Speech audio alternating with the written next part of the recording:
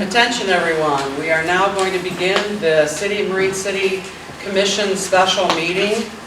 I'm calling it to order on Monday, November 1st, 2021 at 3:30 p.m.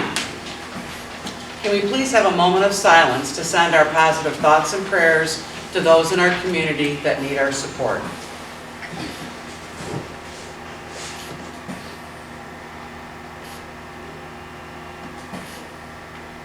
Thank you. Please join me in the Pledge of Allegiance. I pledge allegiance to the flag of the United States of America and to the republic for which it stands, one nation, under God, indivisible, with liberty and justice for all. Thank you. Roll call, please. Commissioner Bryson. Here. Commissioner Hendrick. Here. Commissioner Callahan. Here. Commissioner Clausen. Here. Commissioner Kreidler. Here. Commissioner Ross. Here. Mayor Verkaman. Here. City Manager Chapman. Here. And I need a motion to approve the agenda. So moved.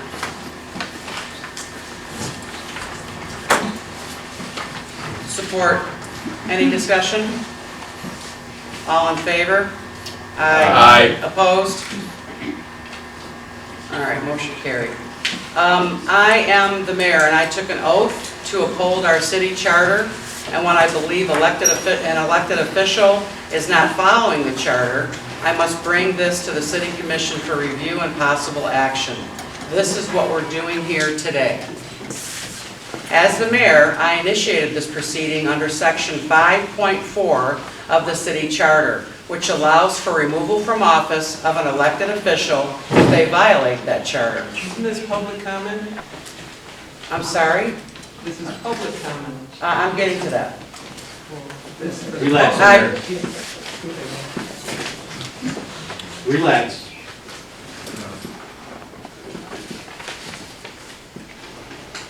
As the mayor, I initiated this proceeding under Section 5.4 of the City Charter, which allows for removal from office of an elected official if they violate the charter. I believe Commissioner Hendrick violated that charter, and we have 6 elements of charter violations. These have nothing to do with the pending employee investigation and nothing to do with any current employee issues. I am asking this commission to review these violations with absolute clarity with what we are doing here today. We are reviewing the actions of a city commissioner that violate the charter. It disturbs me that even before this hearing takes place, there is a sign on the front lawn of a city commissioner taking a position on this matter before we even conduct this hearing. This is wrong, Commissioner Clausen. If I had my way, this commissioner would not be allowed to vote. Are you going to attack City everybody Attorney on this Davis. board? City Attorney Davis, do you have anything you would like to add to this introduction? Just very briefly, I want to make it clear to the commissioners and to the audience that the matters presented here under Section 5.4 of the City Charter are alleged violations of the charter by a city commissioner. This is not a hearing about any underlying employee issues, nor will there be any discussion about any underlying employee issues, employee investigations, or employee disciplinary matters of any kind. So any public comment that raises those issues will not be addressed by any of the commissioners. And commissioners, I would like to make it clear to you that we are not here to discuss anything beyond that is set forth by the mayor in the 6 alleged issues involving the city charter. Any discussions on any other issues would be wholly inappropriate and wrong, and I'm urging you not to be engaged into any such discussions, despite attempts that might be made to bring you into those conversations. So with that, that's all I have to say.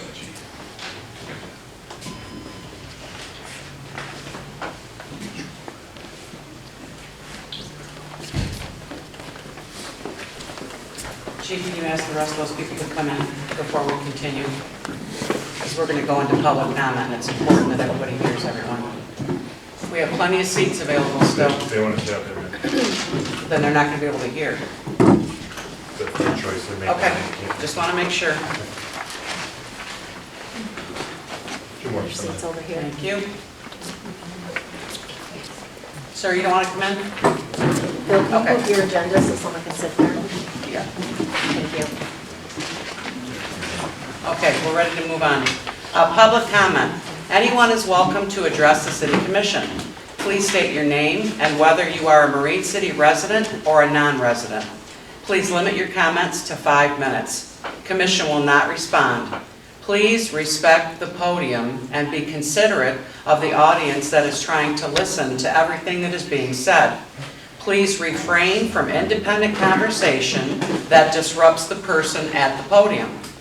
Everyone at the podium deserves our attention and respect. The mayor is the presiding chair of this meeting, and it is my duty to ensure that meetings are conducted in an efficient and respectful manner. Those that do not follow these guidelines will receive 1 gavel warning. If disruption continues to occur, violators will be escorted out of the meeting. Now is the time for public comment. Who would like to go? Hi. Go ahead, sir.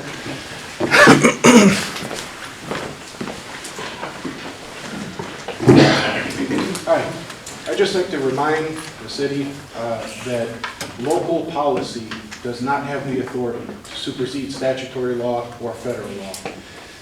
If your local policy had the power to do that, every municipality in the state would simply be replacing a minority figure that disagreed with them. This is a total mockery. I would ask that this be adjourned immediately.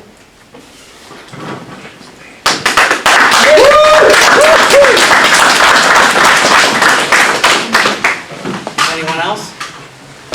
Go ahead. She was up first. Go ahead. Go ahead, you go ahead. I'll go next. Hello, my name is Janet DeMist. I reside at 308 Ward Street in the city of Marine. I'd like to take this opportunity to thank everyone to speak to you this afternoon. You know, in the 1930s, things were very bleak. People were hungry and out of work. Some families actually took turns eating meals and made shoes out of old rubber car tires. Well, out of all this came a man who lightened hearts. His name was Will Rogers.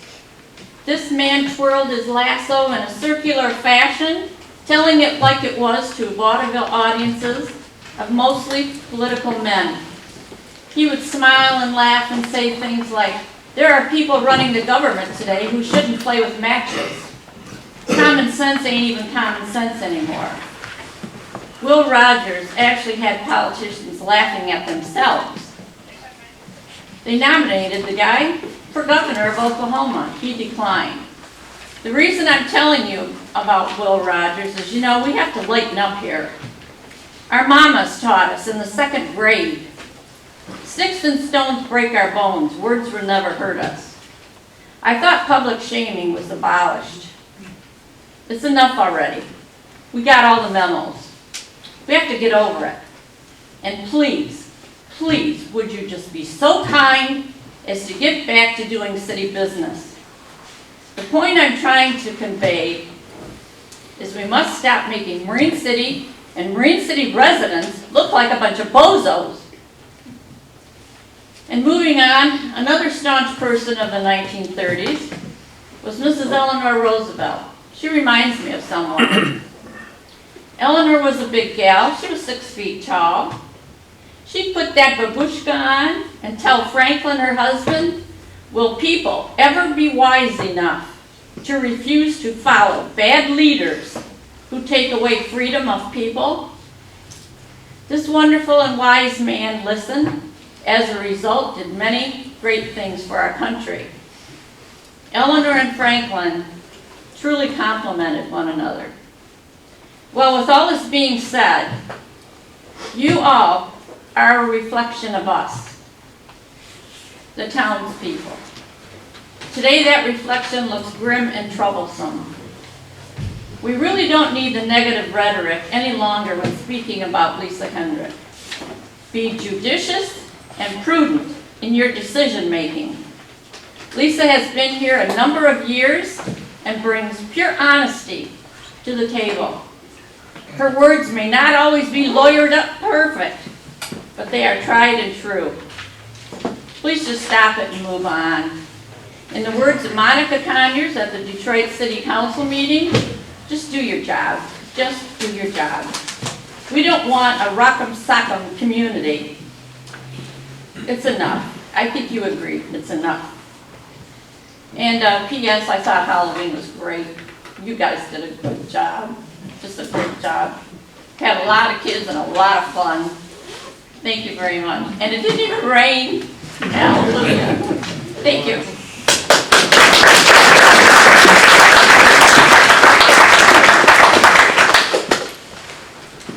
Go ahead.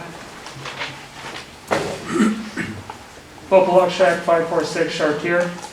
Just want to say to all the city commissioners, you've got your charter, and then you have the voting public. And this is Commissioner Hendrick is a top vote getter. She has brought nothing but honesty and pure loyalty to the people she serves in this community. She is a voice for the people in this community. And I am asking this commission to consider gravely before you make any decision to possibly disenfranchise the voters that have voted for her and want her on this commission. Ultimately, it should be the voters' decision and not this commission's decision to remove an elected official from a position of office. Thank you.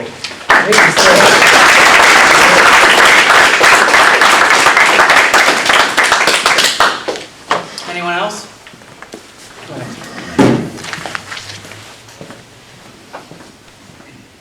Good afternoon. My name is Bill Langeman. I am a non-resident. I represent Lisa Hendrick. I read the allegations under section 5.4 that were presented, some of which, at least the first paragraph that appears, have been read aloud today.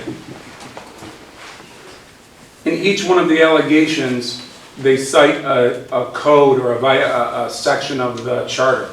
I've read each section several times, none of which apply to the facts in the allegation. All right? And if they are on point, they actually support Lisa Hendrick and any action she may have taken. All right? And even more disturbing, and I'm obviously not a resident from Marine City, I don't know the community as well as you do, but I live in a small town, Imlay City, and I get the small town situation. I understand it. I understand some of the interplays. This allegation is wholly unsubstantiated. They did not, today they dropped off a packet. There was not one piece of evidence in the packet that actually corresponds to any allegation. And the problem with doing that is, I took typing in high school. Miss Hendrick can type. There's nothing preventing her from making unsubstantiated allegations and forcing one of these commissioners to incur legal fees and be sitting right here. And then that commissioner can get upset and they can type up some unsubstantiated allegations against another commissioner. And the whole commission can just be lobbying unsubstantiated allegations against each other. Now, I'm an attorney. I come from the legal world, like Mr. Davis. Okay? And in the legal world, if you do that, they can sanction you. And you can actually have to pay the attorney fees for lobbying those unsubstantiated allegations. Unfortunately, as the charter sits today, there is no repercussion. The only repercussion is for Lisa Hendrick to go home and do the same thing they're doing. Type up some unsupported allegations, make up some stuff, because there's no penalty in the charter. Why not do it?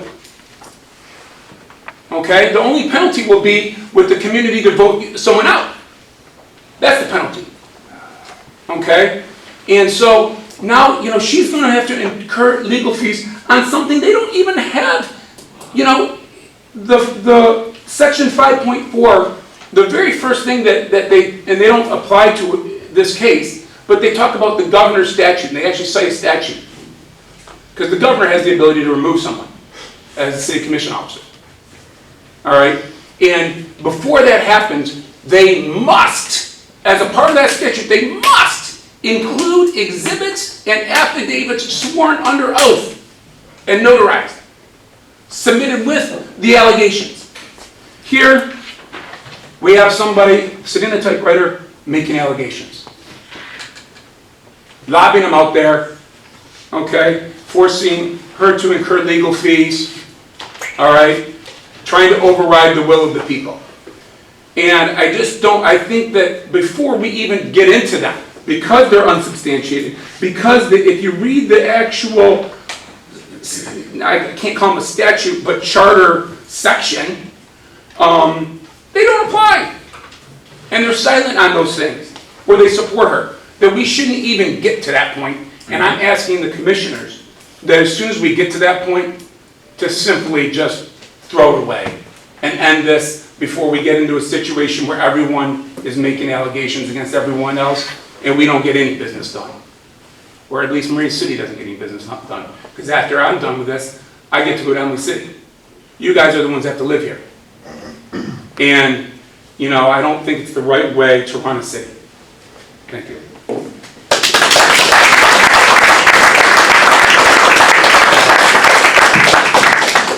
Anyone else? Rosalie?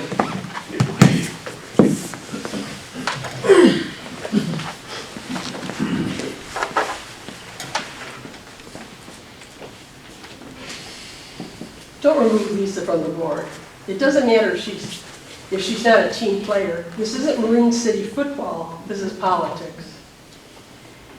It's good to have different personalities and opinions on the board. Without friction, you don't get traction. If two people always agree, one of them isn't necessary. Don't remove Lisa from the board.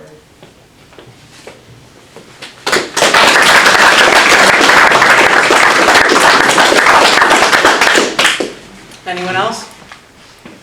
Sure. Go ahead.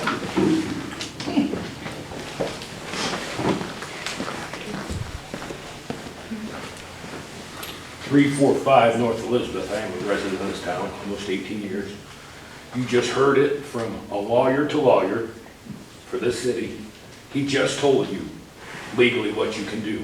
So y'all just made this up for nothing to try to get someone off this board that we voted in. If anybody's gonna get voted off this board, we're gonna vote them off this board.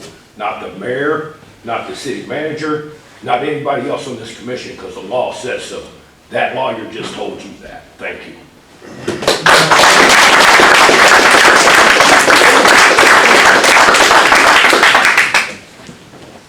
Anyone else? Go ahead.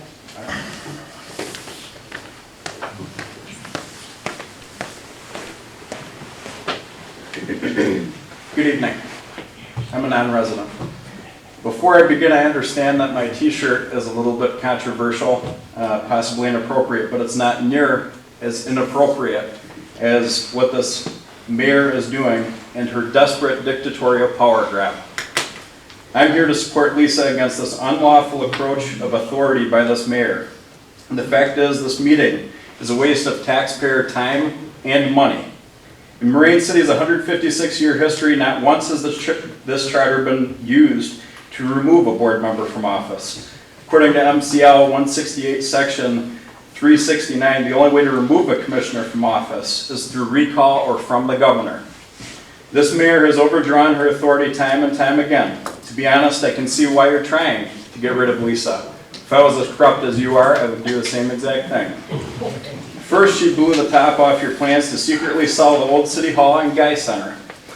After your failure to catch something on a background check, she expects you to be open, honest, and transparent. Jeez, that's too much. In all seriousness, Lisa was the top vote getter every single time. The only way this mayor got there was by being unopposed, and trust me, that won't happen again. Also, as she is the owner of the little bar, I urge anyone and everyone not to patronize her business. We need to peacefully boycott and send a message that this assault on our democratic process and opposition to free speech is unacceptable. I used to work there for the former owners who were good people, and it used to be a great place. It's sad that we have to do this, but maybe it's the only way to wake her up. Hit her right where it hurts, the pocketbook. Lisa is a voice for the people. She listens to the residents and comes to this board and fights for their interests. She's not here to be your friend or your boozing buddy. She's here to represent those that elect her, and she does a darn good job. Each regular meeting is video recorded and aired on Channel 6 and posted on YouTube, something that we all take for granted. Lisa fought for that, and she's the reason that they are, and we're able to watch them. The mayor was quoted in the newspaper that the reason she was attempting to remove Lisa from office couldn't be stated until the meeting. That's not the way this works. Lisa has a right to due process, and how can she have due process without knowing what she's accused of? The other day, people held a protest, and your henchmen threatened us, attempted to disrupt, and shut it down. I have had many conversations with commissioners that were very respectful, and I'm hopeful that they'll make the right decision. My suggestion would be a motion to dismiss this sham illegal meeting, and it would be in order. According to the city charter, the mayor has no right to arbitrarily bring this to the commission. Disagreeing with someone is not a reason to vote someone off a board. Last time I checked, this is still America. You hold a meeting at 3:30 p.m. in order to prevent it being recorded by Channel 6. Many people are just now getting out from work. I couldn't even shower yet, but it still doesn't stink as bad what's in here. It's underhanded. When the mayor usurps her authority in an unprecedented fashion, it's the job of this commission to rein her in. And boy, this is a doozy. I saw hundreds of people honking and giving thumbs up on Saturday at the protest. I have talked to a lot of people in and around this community, and Lisa, you have a ton of support. The only reason the mayor didn't attempt to recall her is because Lisa Hendrick has the overwhelming support of this community, and the mayor knows it. I urge citizens of Marine City to stand strong with Lisa and against this assault on the democratic process. Remember, you represent the people, not the mayor. Thank you.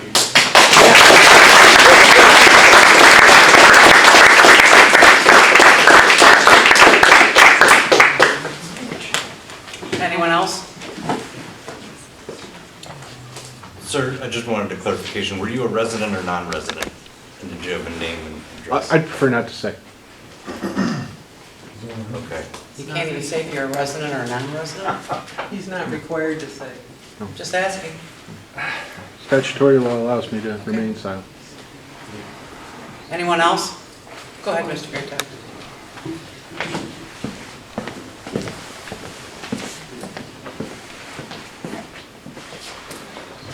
Good afternoon. My name is Bill Greatep, 9200 River Road. Thank you for commission members for letting me speak today. City Commission makes policy and laws that regulate community life, hires a professional city manager, and approves the budget prepared by the city manager. The city manager executes day-to-day operations of the city. The commission acts as a single body, and staff implements the direction of the commission. The commission manager form of government limits the level of government to a single legislative policy-making body, that being the commission, and a professional administrative agent, that being the city manager. The commission determines not only the laws that regulate community life, but also what public policy is, and gives direction to the city manager to carry out the day-to-day operations of the city in a businesslike and a prudent manner. The commission manager form is the system of local government that combines the strong political leadership of elected officials in the form of a single governing body with the strong managerial experience of a city manager. Collectively acting as one, the city commission adopts goals and objectives and establishes policy to be carried out by the city manager. They also hire and establish the salary of the city manager. They are responsible for spending the taxpayer dollars, but individually, they have no authority to create any indebtedness. It is important to note that the City Commission acts as one entity, and no one member has any extraordinary powers beyond those of other members. The mayor and the mayor pro tem do have some additional duties but the mayor and commission members are collectively and equally responsible for establishing policy, adopting a budget, and hiring the city manager. It is crucial that the city commission provide the city manager with clear policy direction and be consistent with mission and policy. Policy is established by at least a majority vote of the council. While individual members may disagree with decisions of the majority, a decision of the majority does bind the commission to a course of action. In turn, it is the city manager's responsibility to ensure the policies of the commission and that they are upheld. As a commission member, complaints about city personnel may be received. The city manager is the city commission's employee and responsible for city personnel. Therefore, any employee complaint should be forwarded to the city manager for internal investigation and resolution. Individually, it is always best for a commission member to discuss any concerns about an agenda item or any other controversial issue with the city manager before a commission meeting. In this way, the problem has a higher likelihood of being quickly resolved. In the very least, the commission member will know the manager's point of view. Each commission member has the same authority as any other commission member. Each commission member has one vote, and the majority becomes the voice of the commission. The city manager is appointed by the commission for an indefinite term by affirmative vote of at least 4 candidates. The city manager is the chief administrative officer. The city manager is empowered to hire and discharge all employees. The offices of city clerk and city treasurer are hired by the commission, but upon the recommendation of the city manager. The city manager is required to create and organize departments, see that all ordinances are properly and equally enforced, prepare an annual budget for the commission's review, and report on the commission's financial and administrative activities each fiscal year. Staff resources are limited and fully devoted to carrying out commission determined priorities and programs. Council members are welcome to frequent City Hall, but should take care not to disrupt normal staff activities. City staff should never be used for personal business affairs. Commission members should refrain from giving staff direction. They should work through the city manager.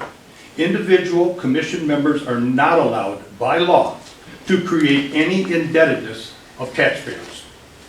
Remember, the city manager and staff must carry out the directions of the commission as a whole and not the goals of an individual member. Any commissioner who violates their oath of office or the city charter must be held accountable.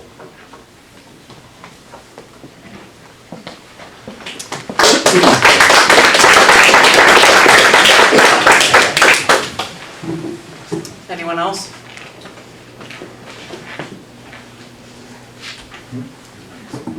Over.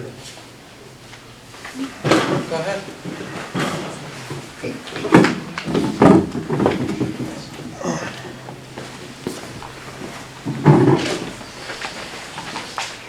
Michael Frank, I am a resident.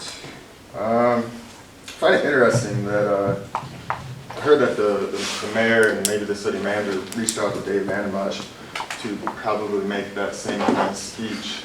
But I guess the loser of the last election was the only person they could get, because obviously Dave Vandenbosch is not for this farce. And yeah, you can look at how many people are here. This time of this meeting is ridiculous. You knew you should have had it at 3:30. You knew you should have had it at 7. But you try to do it at a time when people can't get here, but as you see, it didn't quite work. So I have just a couple things to read here. First thing was to the commission, whom I didn't get a reply from on the emails, but here it is anyways, in case people didn't read it on Facebook. So it says, Dear Commissioners, I'm writing you in regards to the very unfortunate recent events with respect to Lisa Hendrick and the Commission's attempt to remove her from council. I'm very much opposed to this or any other form of democracy degradation by attempting to silence those across the aisle. You can imagine what government would look like if this was widely committed. It is imperative that representatives from all angles and all opinions be evaluated in order to form an outcome in which compromise allows a fair, not perfect, but a fair resolution. And that is not possible if the opposition is removed. This is a very dangerous and reckless approach which will not help us move forward, only hinder our progress as we are focused on everything but progression.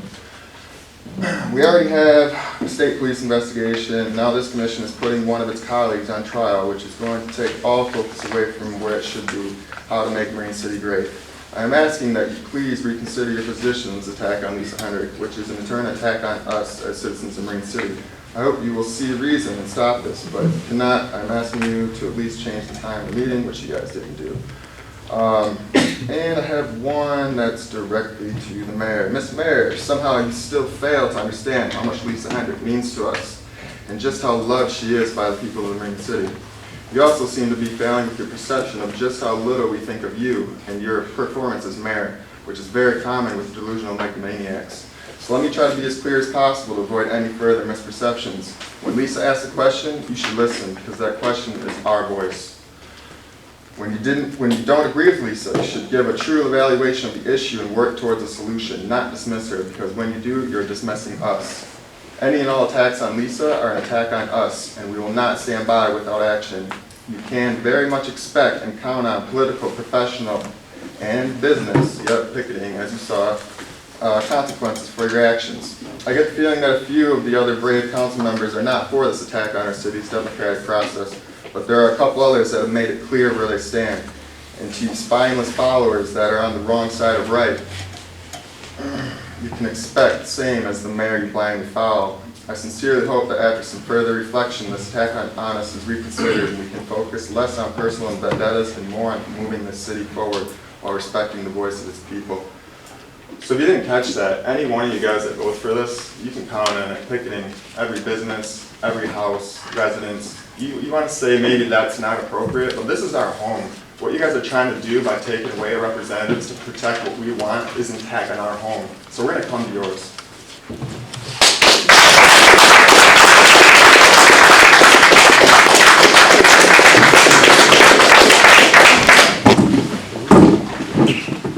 Anyone else? Go ahead.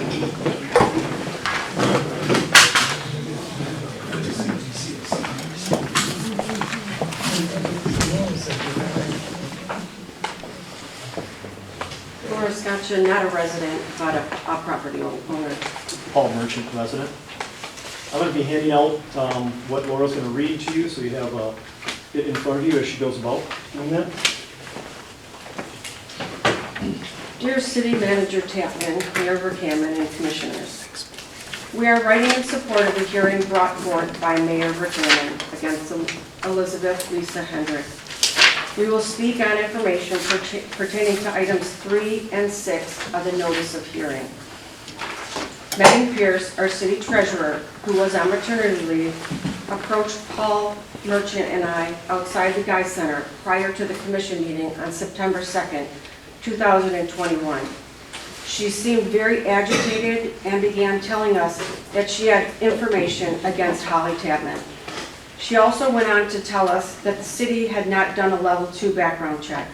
She mentioned to us that Holly Tapman was the one that requested some of the level 2 background items to be removed. She also told us that she and Chief Heslop had given this information to Lisa Hendrick. We didn't understand how someone who was on leave had access to critical personnel information regarding the hiring of a new city manager. We were bewildered at what was said, but once we entered the meeting, it was apparent that Lisa Hendrick, Megan Pierce, and Chief Heslop had an agenda. As we say at this meeting, we recognize Lisa's behavior as being relentless. Attorney Bob Davis did a good job at explaining exactly why things were done as they were and that there were failings. We felt that this was understandable, given the city was being run by interim city manager Mike Hendrick, who did his best. We both felt that an error was made, but it was non-intentional. Yet Lisa continued to question this because she was pushing an agenda. The question is, if Lisa Hendricks had pertinent information, why was it not shared immediately with the rest of the commissioners? The day after the meeting, we were told that Aaron Atkinson did not attend his son's football game on September 2nd because a city official had called him and told him to remain on call because he may have to act as interim DPW manager. After hearing this, we were convinced that Lisa Hendrick, Megan Pierce, and Chief Heslip were attempting an ousting or coup of Mike Itrich at that meeting. In no uncertain terms has this mayor let the city down. We commend her for her courage, backbone, and integrity to initiate a hearing in order to address the 6 items of concern. Former mayors and city employees have wanted to do what Mayor Verkaman has brought about today. We have known Cheryl Verkaman for 6 years, and in that time, she has always considered the growth of Marine City first. She is truly a positive advocate for Marine City, its residents, and surrounding communities. She stepped forward and ran for mayor when no one else would, knowing it was a thankless and time-consuming position. She spearheaded a raffle fundraiser that raised over $7,000 for the city and also the Chamber of Commerce. She was instrumental in bringing the kayak launch to the Bell River and has been front and center with the Marine City Municipal Marina Project. She created the Mayor Minute on CTV to keep citizens abreast of important topics. She also sits on boards within the city. As mayor, she was always looking for new ideas and ways to help promote Marine City. She was responsible for bringing Santa to the streets in Marine City in 2020 during COVID, which in turn brought joy and happiness to so many residents. She resides and owns a successful business in Marine City and has not had any legitimate allegations brought up against her. We believe that if Lisa Hendrick or any commissioner has broken the city charter, then they would have to accept the consequences and be punished accordingly. A city charter provides a legal foundation for our local system of government and needs to be respected. We stand behind our mayor. Thank you.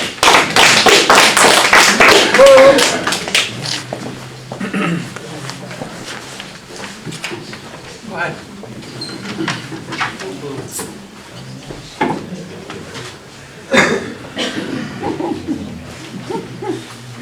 Bill Haas, 203 Pleasant Street. Everybody's comments here are probably just going to be that they spoke.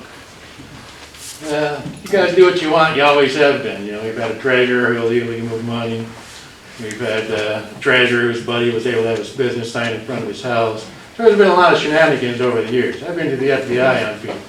You had Becky Lepley tell Terrence Avery how to vote at 1 hour, 29 minutes, 29 seconds, but nobody opened their mouth. You know, I went to the FBI on that too. Apparently the FBI only cares about money. So you people do what you want. You guys get rid of Lisa Hendricks, I'll guarantee you, I'll walk the streets like I did for PA 33. There's going to be hundreds of emails going to Dana Nessel, our Attorney General. So you guys think about that one.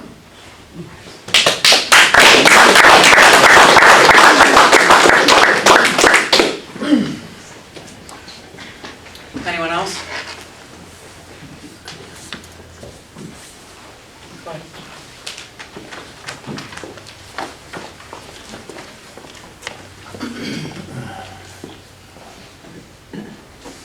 Pam Pettiford, St. Clair Township.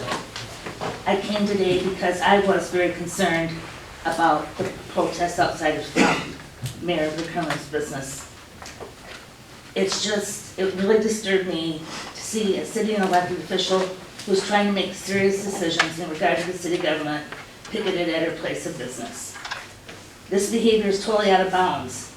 Everyone who serves on a small municipal board makes a huge sacrifice of both time and money, and this is especially true when you're a business owner. When you're trying to operate your business. Sorry. Last warning in the back. Go ahead, Pam. Your income should never be jeopardized.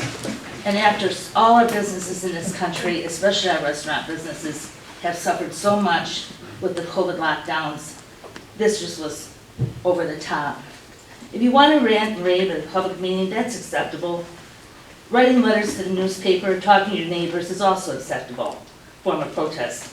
However, when you intimidate patrons only looking to go out for a nice meal You've gone way over the line. And it's truly ugly when this happens in a small town. Because when we live in a small town, we are all neighbors. We see each other at the bank, the grocery store, and our children attend school together. How does this behavior harm your city? Well, it will definitely make it harder to get good candidates for both your elected and appointed offices in the future. How will this encourage future business people to come here and invest their money? And people do due diligence before they come and invest thousands or millions of dollars. And I'm not even talking about people who want to be elected officials. Please remember your actions have consequences. And for all of you who have a tough decision here to make, I pray for you to have wisdom and courage to make whatever decision is the right thing for the city of Marine City.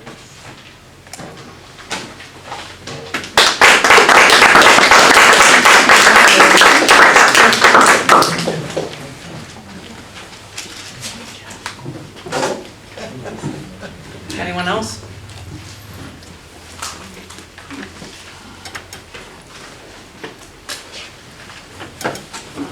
Okay. I'm going to end public comment then. I just want to say again, just to reiterate after public comment, that I took an oath to uphold our city charter, and when I believe an elected official is not following the charter, I must bring this to the City Commission for review and possible action. That is what we're doing here today. As mayor, I initiated this proceeding under Section 5.4 of the City Charter, which allows for removal from office of an elected official if they violate that charter. I believe Commissioner Hendrick violated that charter, and we have 6 elements of charter violations. These have nothing to do with the pending investigation against an employee and nothing to do with any current employee issues. I am asking this commission to review these violations with absolute clarity with what we are doing here today. We are reviewing the actions of a city commissioner that violate the charter. Now we're moving into new business. Before you are the 6 charges. Madam Mayor, just Yes. as a matter of procedure for council, I think the mayor intends to proceed through all 6 charges, read the charges, link them to the appropriate charter provision as I understand, and then the floor will be completely turned over to you and Lisa for your response. That's what I was getting at.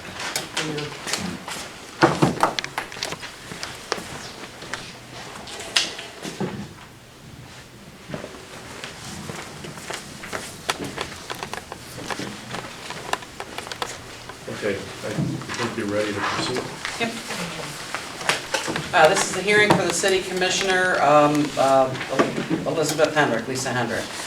Marine City Charter Section 5.4, removal from office. Before you are the 6 charges. I'm going to read each charge in a manner that it was written. Then I'm going to show that the charter was violated in the manner alleged. So number 1. In connection with the alleged personnel issue, Commissioner Hendrick did directly contact outside special legal counsel on or about September 23, 2021, without approval by the City Commission in violation of Section 3.13G, like George, of the City Charter. Section 3.13, Attorney Functions and Duties. G, upon the recommendation of the attorney or upon its own initiative, the commission may retain special legal counsel to handle any matter in which the city has an interest or to assist and counsel with the attorney therein. Commissioners, you have materials in front of you, the exact email communications from Commissioner Hendrick to an outside legal counsel, and that communication was not authorized by this commission as a whole. Under the charter, the commission has the authority to retain outside legal counsel. One commissioner does not have this right to act alone. Number 2, in connection with the alleged personnel issue, Commissioner Hendrick caused outside special legal counsel to incur legal service fees without an agreement between the City Commission and that legal counsel in violation of Section 3.14 of the City Charter. And the charter reads, section 3.14, called compensation of attorney and special counsel. No such special compensation nor any compensation to any special legal counsel shall be paid except in accordance with an agreement between the commission and the attorney or special counsel made before the service for which such special compensation is to be paid and has been rendered. Our city attorney contacted outside legal counsel and confirmed that outside legal counsel incurred legal service invoices as a result of the contact from Commissioner Hendrick acting alone. We are advised an invoice for those services will be forthcoming.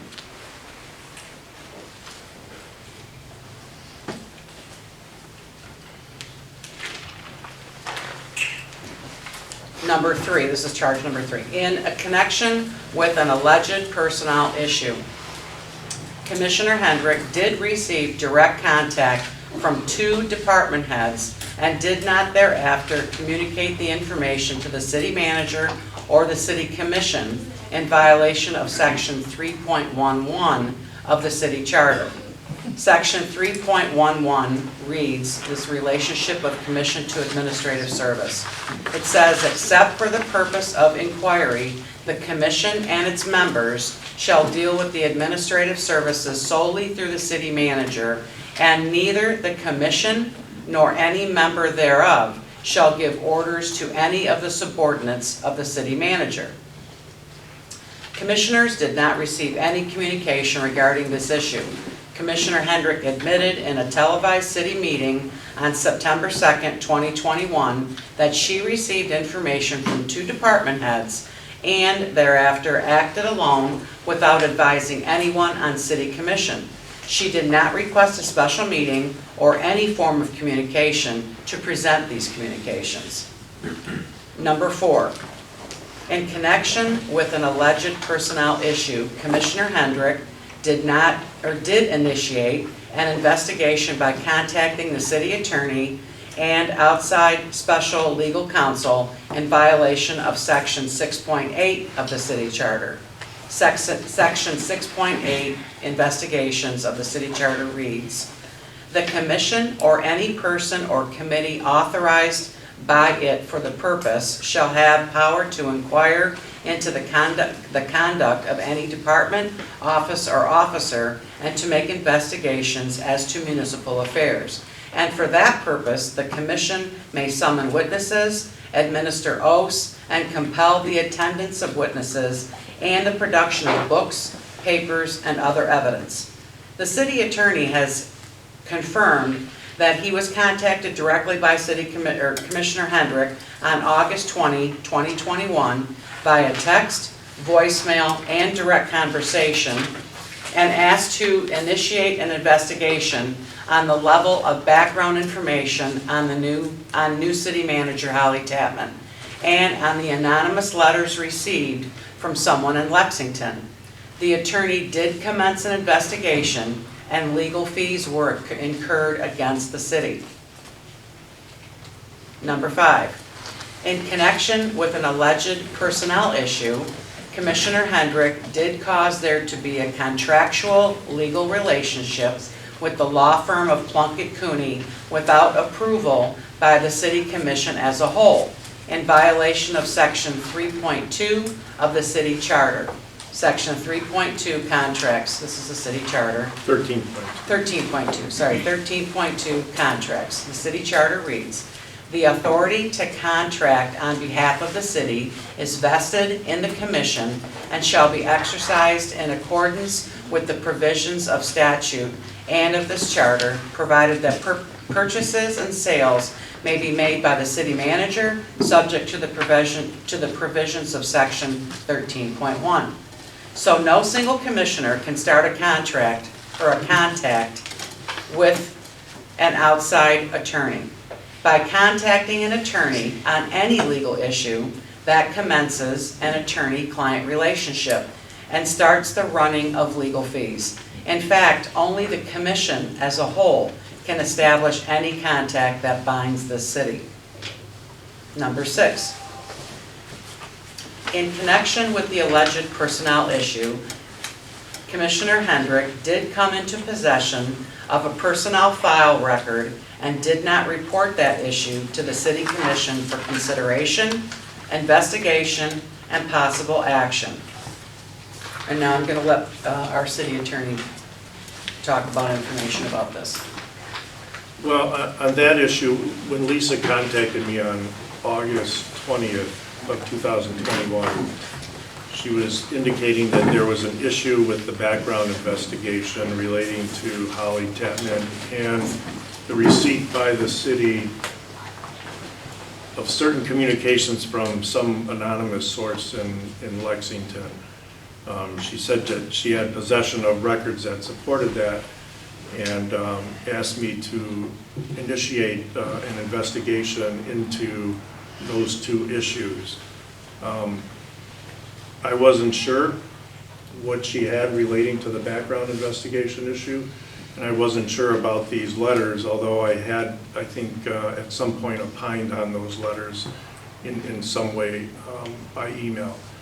So the background investigation that was the day after the 19th meeting in August, the very day after, there's an allegation that the background investigation for the new potential city manager was woefully inadequate. I had never reviewed any such background investigation, and I didn't know that the city commissioners had any. I'm sorry to interrupt, but what number is this? What number allegation are you referencing right here? We're on number 6, sir. Oh, we're on number 6 still, okay, all right. I think we are. Yeah. I don't know. Because here in the number 6 Was I it talking says, too long? well, in number 6 it says, do you work for Plunkett Cooney? No, I don't. The allegation says Plunkett Cooney, and, oh, I'm sorry, allegation, I'm sorry, I was looking at allegation 5, right, there's a backside, I apologize. Go ahead. I'm sorry. You got it? Yep. But that was with a personnel issue. So anyways. Personal file? I'll just continue on. So anyways, I wasn't sure at that time about the background investigation. I had limited involvement with Holly Tetman at that point in time. So it occurred to me that in the conversation, there was a document that showed that the background investigation was allegedly woefully inadequate.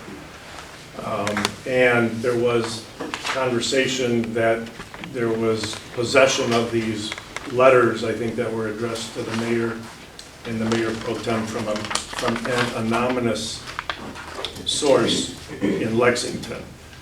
So I don't know how anyone came into possession of the background investigation. I don't know how they obtained a copy of that. I don't know who obtained a copy of that. But it appeared to me that during that conversation, Lisa had evidence that there was a woefully inadequate background investigation.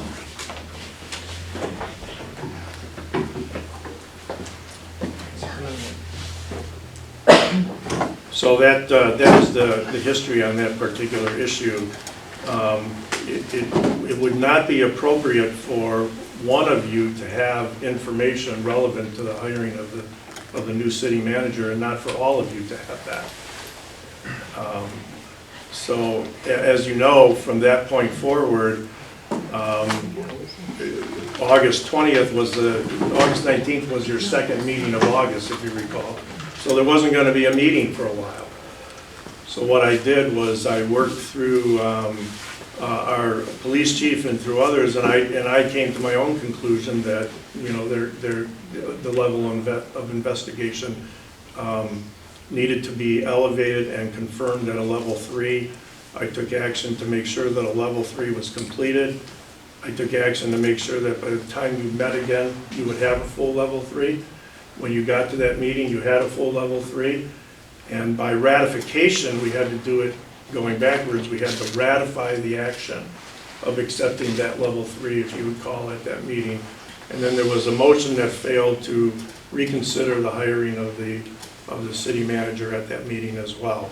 So it produces unnecessary work if only one of you has information that is very relevant to an issue particularly when you're at only in August 19th and 20th, and your next meeting isn't, for quite some time.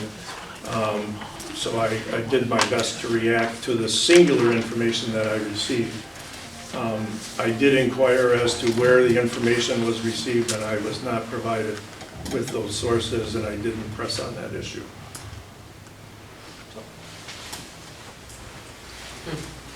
Okay. Mr. Davis, may I ask a question? So regarding allegation number 6 then, Ms. Hendrick never actually provided you with any personnel file record? She did not. I just said, I did not. She just alluded to the fact that she had information relative to the background investigation. She never... And that... Okay. And that it was woefully inadequate. Okay. And she never told you that she actually had a personnel file record? She said she had records to support it. I guess... But not a person... No, you're right. Right? Your question, the answer is she did not say that. Okay.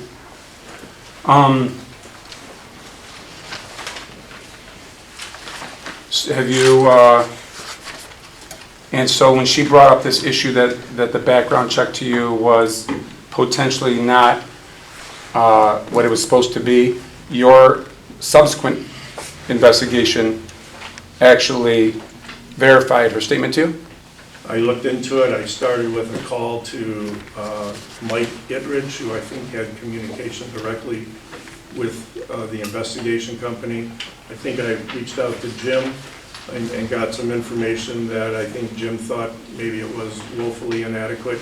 But again, I still did not see the evidence. No one provided me, and I had no way to communicate to the commission that it was actually inadequate. So, it's August 20th. It's the morning after the 19th. You weren't here, but on the 19th, this body took action to complete the hiring process of the new city manager. So I went off like I do on Fridays in my little motor home, and I'm cruising around, and I start getting phone calls that the background investigation for the city manager that we just hired is woefully inadequate, and then I'm looking at documents that confirm that, and also there are these... Where did you get those documents from? I said, I was being told that someone was looking at documents that established that, and that there were letters, anonymous letters from some anonymous person in Lexington had written letters, and I said, I understand, and apparently she had possession, at least had possession of those. Okay, so... Or I don't know, how do you know that? You didn't say you had possession of them, but you were referring to them. Okay, so my guess, again, I'm going to ask the same question again. I'm a bad witness, sir. Pardon? I'm a bad witness. Yeah. So you did do some investigation because you ended up asking the commission to do to complete a level 3 investigation subsequently. No, but what had happened was there was no time because we weren't having another meeting. So what I did was I took action to look into what level of investigation was done. What was that level? I don't know if it had a level. It was somewhere between something and something, but what I confirmed is that it should have been a level 3. Okay. So I went to Mr. So again, I'm sorry, but again, the question was, your testimony was that she brought to you information that it might not have been done, the background done appropriately, or done the level that, it was inadequate. You did some research and investigation, and what you found actually supported that statement. Would that be an accurate summary of what you're... No, what I did was my own investigation because I wasn't given any document that she was relying on. She obviously had information that the rest of this commission did not have.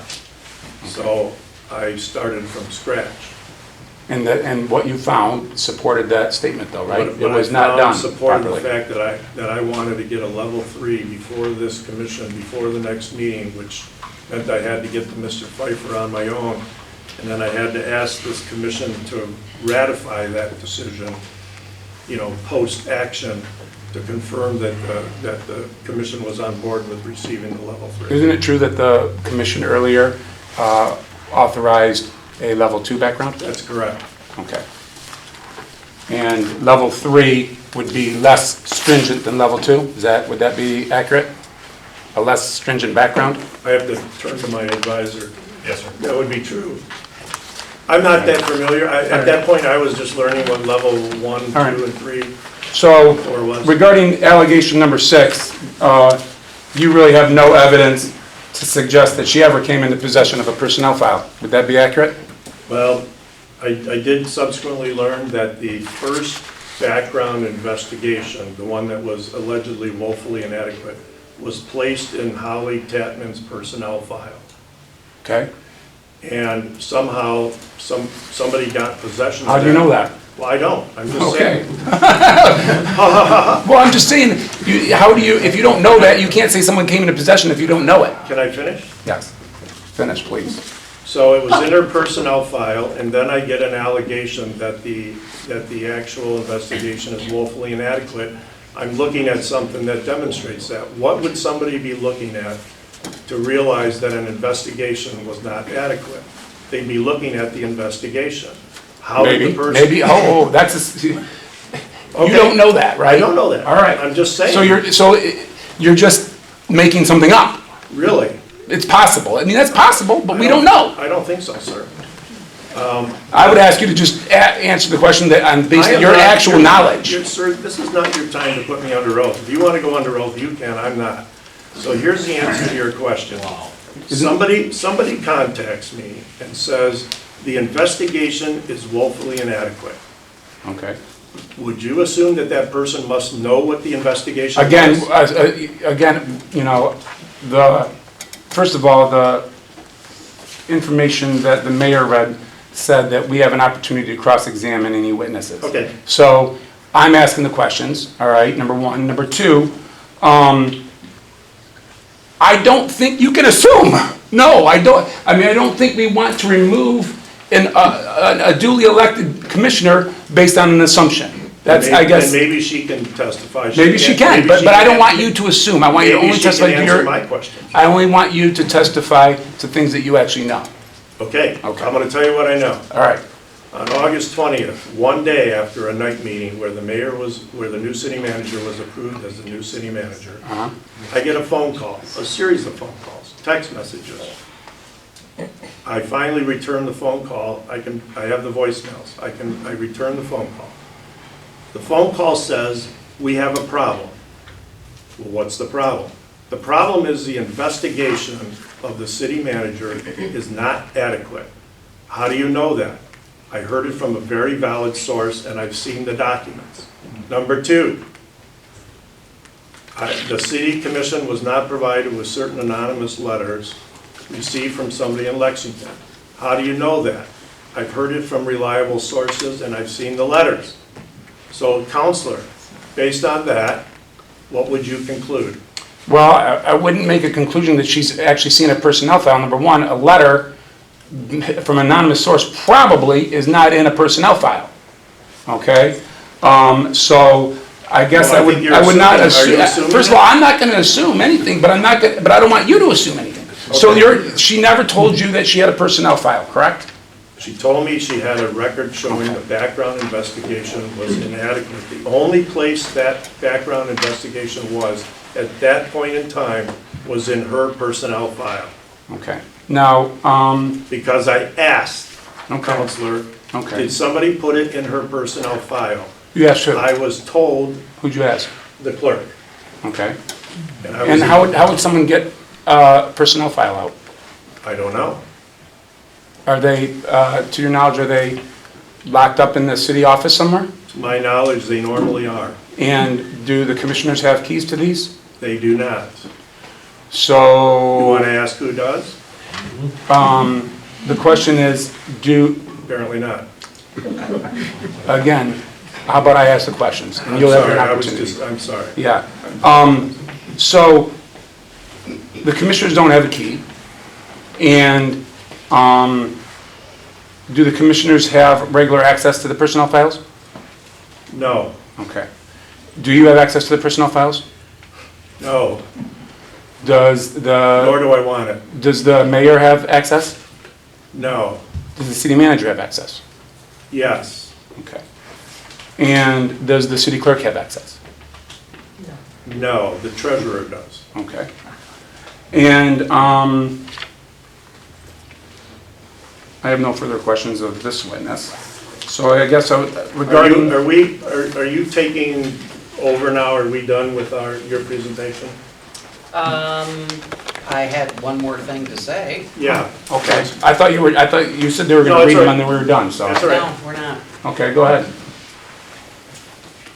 So there are 6 charter violations that I'm bringing to the commission under section 5.4 of our charter. Commissioner Hendrick has the right to speak on these issues and present evidence to respond. I will now turn this meeting over to Commissioner Hendrick for rebuttal. Commissioners and audience, please do not interrupt Commissioner Hendrick. She has the right to be heard. Thank you. Okay. Mayor Verkaman, is that Verkaman or Verkaman? Verkaman. Verkaman. You said in the beginning that the city charter provides that if a person violates the charter that they can be removed from office. Is that your understanding? That's my understanding. But that's not really what it says, does it? Doesn't it That's what the say? charter says. It says for misconduct in office, That's what this is about. all right? But not necessarily just a violation of the charter. It's got to actually rise to the level of misconduct. Would that be accurate? I brought 6 allegations of misconduct. Okay. And have you read at the bottom of this, it references statute 168.327.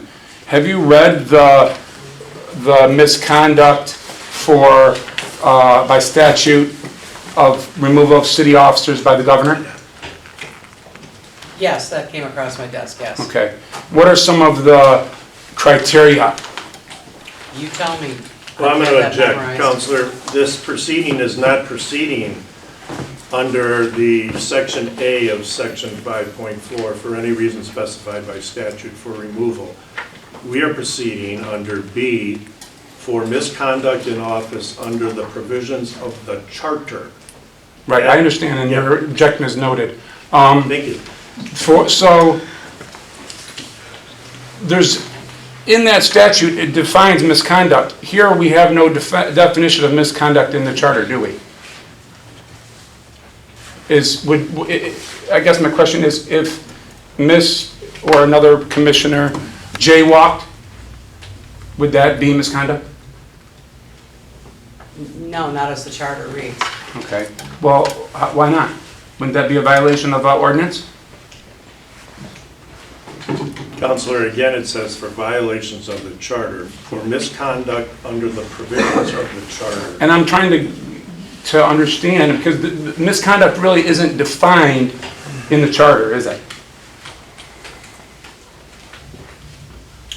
It is defined in the charter. Where?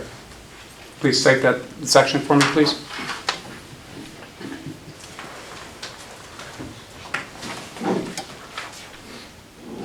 I'm just going to object to the continuing questions of the mayor on this provision. It's in plain language.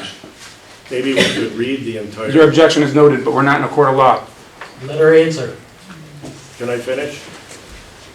There's no, first of all, hold on, Mr. Davis, there really is no procedure for this either outlined in the charter. So then allow And me- so, hold on. And it said right now is my time to ask questions. It never said anything about the city attorney interrupting me. So I guess my question would be, again, where do they define misconduct in the charter? Do you have a copy of the charter in front of you? I have the relevant sections. I've done the research. I can't find it. Can you? Here's the charter. Would you like me to start going through the whole? I'm asking you. You said it's defined. What is it defined as? I didn't say that. You said that.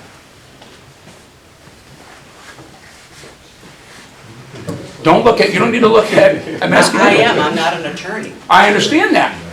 So then why, so really the answer is that misconduct really isn't defined in the charter. And it's not your fault, it's no one's fault, but it really isn't defined in the charter, is it?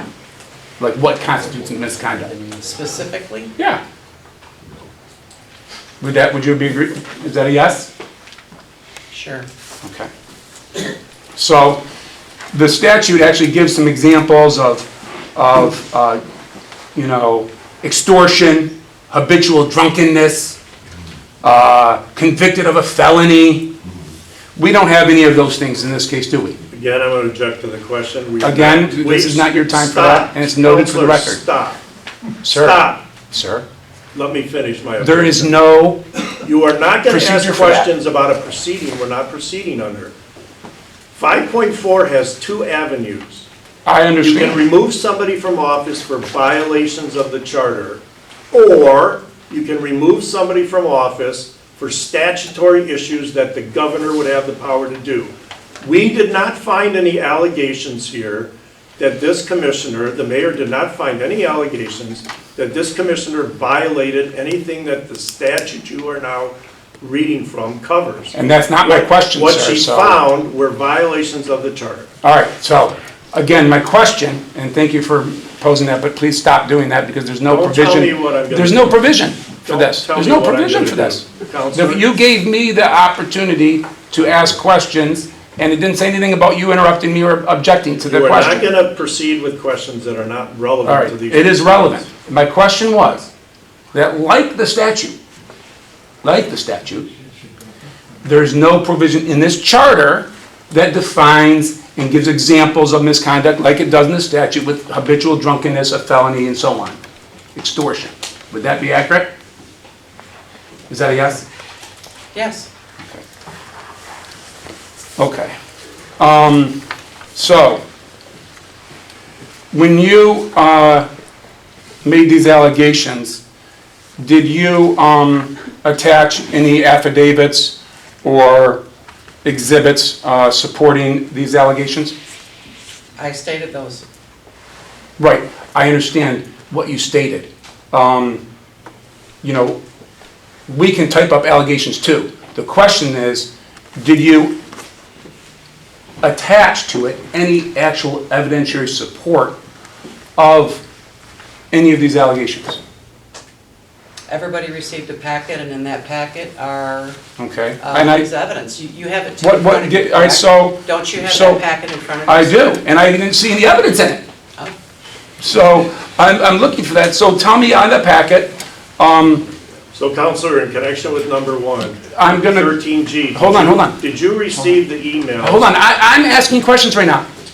I don't know why, you said, Mr. Langeman, and I think everyone heard it, you stopped and said, this is what's gonna happen. And you said she's gonna read it, and then you get to ask your questions, I give you the floor. So I don't know why Okay. you keep trying to take the floor. Okay, go ahead. I'm operating Go under. down any road you want, Thank sir. you, thank you. So,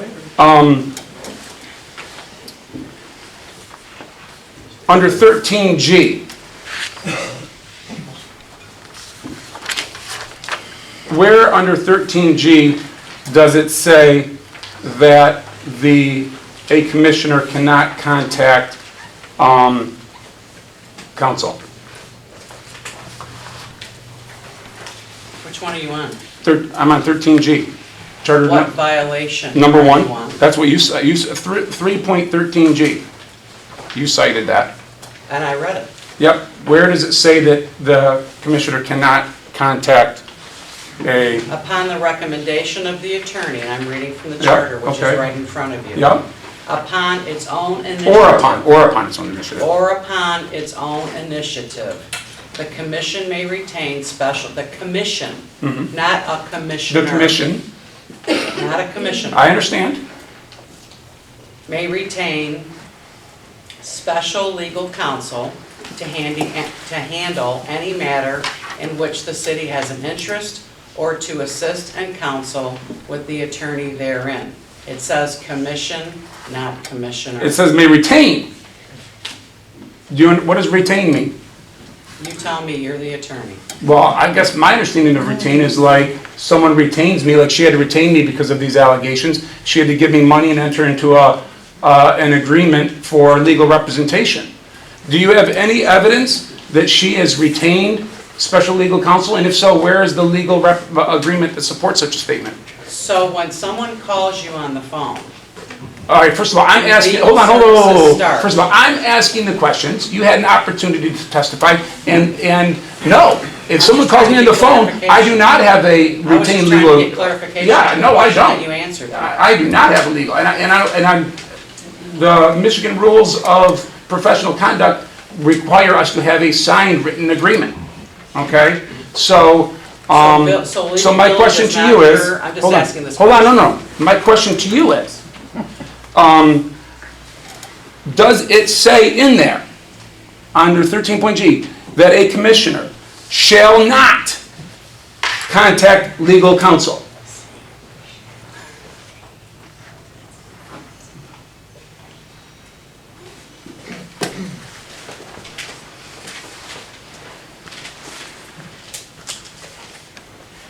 The commission may. Hold on. Does it say that a commissioner shall not contact legal counsel? No. No. It does not. Now, it does give you the commission the power to retain an attorney. I see they've done that. All right, I've read some of the minutes. I see they've retained other people. All right. But it does not say what your allegation is alleging. In fact, under the rules of procedure of the Marine City Commission, maybe you have that in your little folder. I most certainly do in my Okay. little folder. Are you aware of section 13A? 13A reads, this is on page 6 of the rules of procedure of the Marine City Commission. All routine questions should be made through the city manager's office, and this is regarding communication with contractual employees, like an attorney. Where does it say that? Communication with contractual employees, and it says city attorney, labor attorney, etc. So, all routine questions should be made through the city's manager's office and forwarded to the contractual employee if needed. Unless, and there's a little semicolon there, and it says, unless there is a question of impropriety on the part of the city manager.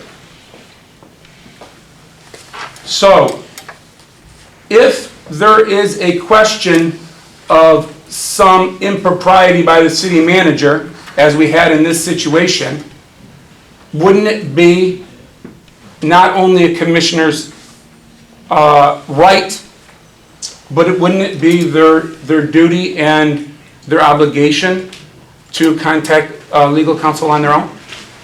What impropriety of the city manager? I lost you on that one. Well, my understanding is that this was made in regards to a We didn't even have a city manager then. retaliation complaint against a city manager. So, if that is where legal counsel was contacted, so if that's true, and there's no evidence that you've presented that it's not true, that's within her rights to do. Counselor, we've given you the emails to the outside legal counsel sent by Yeah. Commissioner Hendrick. And I believe there was The point here has nothing to do with underlying investigation. Yeah, thank you. The sole- Hold on, sir. Again, I'm sure, The sole question the here packet of information you gave me. is whether a commissioner on their own can contact outside and engage outside lawyers. And the answer is no. Hold on. First of all, I'm not asking you questions. And again, we've been through this procedure and you keep wanting to change the rules as we go Can I remind the along. audience to please let whoever is speaking, speak? And this is a little bit of the problem Thank you. with the charter itself, is that it's not very detailed in how these things are supposed to go on, and that's why we have these competing roles by me and Mr. Davis here. When reality, you gave me the floor. And so I would appreciate it if, again, that you would stop. So, in the email that you gave me in the packet, there's actually attached to it a copy of a complaint where a email says that I'm being retaliated against by the city manager. So again, that was obviously an impropriety against the city manager. That was where the contact was made, and it is within her rights, duties, and obligations pursuant to Section 13. But isn't that true? Why didn't you tell the rest of the commission? We're supposed to be. Hold on, hold on, hold on. Again, I think we've misunderstood the process. You had an opportunity to read and make your allegations, and then it says Ms. Hendrick, or an attorney, You just asked me a question. Yeah, that's right. I was answering the No. question. What you were doing was asking a question. Now, my question was, it would be within their rights and obligations to do so. Isn't that correct? Say that to me again. You presented to us evidence of an email. It's in the packet. The packet shows that there was an impropriety alleged against the city manager. We don't know if it's true. We don't know. All right? But we know that it was made. And the actual procedure for the commission is pretty specific on that point. If there is allegation of impropriety against the city manager, then the commissioner has a right to go directly to legal counsel. Isn't that what the rules and procedures say? Does it say commissioner or commission? It's commission. No, it doesn't. Read that to me then, please. It says contractual, it says nothing about it. So it doesn't say Well, it commissioner? says all routine questions should be made through the city manager's office. I'm just asking, does it Yeah. say commissioner? No, it doesn't say either one. It should be commission, Well, right? we know. It doesn't say, I'm reading, there's nothing in here that says commission or commission manager, So or the commissioner. commissioner should have went to the city manager. No, because there was an allegation of impropriety on the city manager, so you have to supersede that, right? And there's no What was the procedure. allegation of impropriety? I'm just asking, I gotta get All this right, clear. it says, I'm gonna read it again. Okay, You good. provided this to me. And I want you to read it. Okay. It says, this is an email that was provided to me, where Megan Pierce alleges that she's being retaliated and harassed by the city manager in the workplace. We're not talking Hold- about that case at all. But you can't say that, she contacted the council based on that. That's all we're So talking that about is she's, the fact hold that- on. She contacted the asking council a question. based on that. You submitted this to me, you gave it to me before the meeting started, so I'm assuming it's relevant. And if it wasn't relevant, why are you giving me the information? Okay? So there's a section of the rules of procedure on point that deals with this.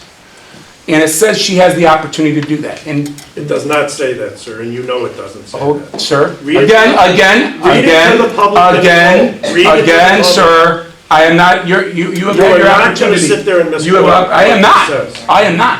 Let's read it to the public. No, Full. be quiet, please. No, Interrupted him the whole time. all routine No, I did not. questions- Continuously. He All- told me that, hold on, again, please stop. No. No, No. yes, I have the You are floor. not gonna I have the misrepresent- floor. You're not gonna All right, misrepresent while you're on the floor. This is So this is what. no. This is not a game of who yells the loudest. I'm not. Okay, I'm not- this is. Your voice I'm- goes up a lot. I'm asking a question, I have the right to cross-examine, and you don't have the right now to do that. But You don't, you're not- hold you are on, not you gonna don't ask- have the right to do that. I'm asking her a question, and she can answer the question. No, not when you. Yes. Not when you're. Then she can not when you're disagree. posturing Then she things can around. disagree.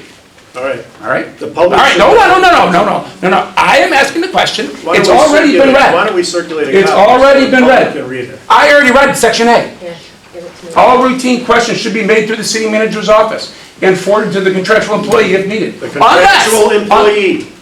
Which is defined as a city attorney, labor attorney, etc. Right. Unless there's a question of impropriety on part of the city manager. Now, does that not give the right of the commissioner to contact outside counsel? But don't look at him. I'm gonna look at you too. I'm asking you, I'm asking you what you think. Okay.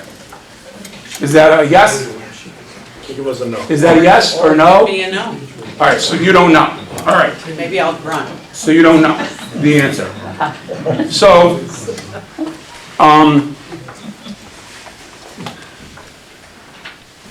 there's nothing in 13G that says that a commissioner cannot contact counsel. There's a statute on point, or a procedure on point, that gives a commissioner the opportunity to do so. And wouldn't you agree then that allegation 1 should be dismissed? No. Even though there's nothing in the, where in the charter does it say, under what statute does it say that a charter may not do so? A commissioner may not contact legal counsel. Make sure you're saying outside legal counsel, counselor. Retaining new lawyers. Yeah, retaining, yeah, where does it say that, it says they can't retain. There's no allegation that she actually retained an attorney. That allegation is not made, is it, Ms. Verkaman? You've never alleged that she retained an attorney on behalf of the council, did you? When a city commissioner contacts an outside... Contacts, I said retain. Can I finish? Yeah. Finish. When... Mr. Cleveland.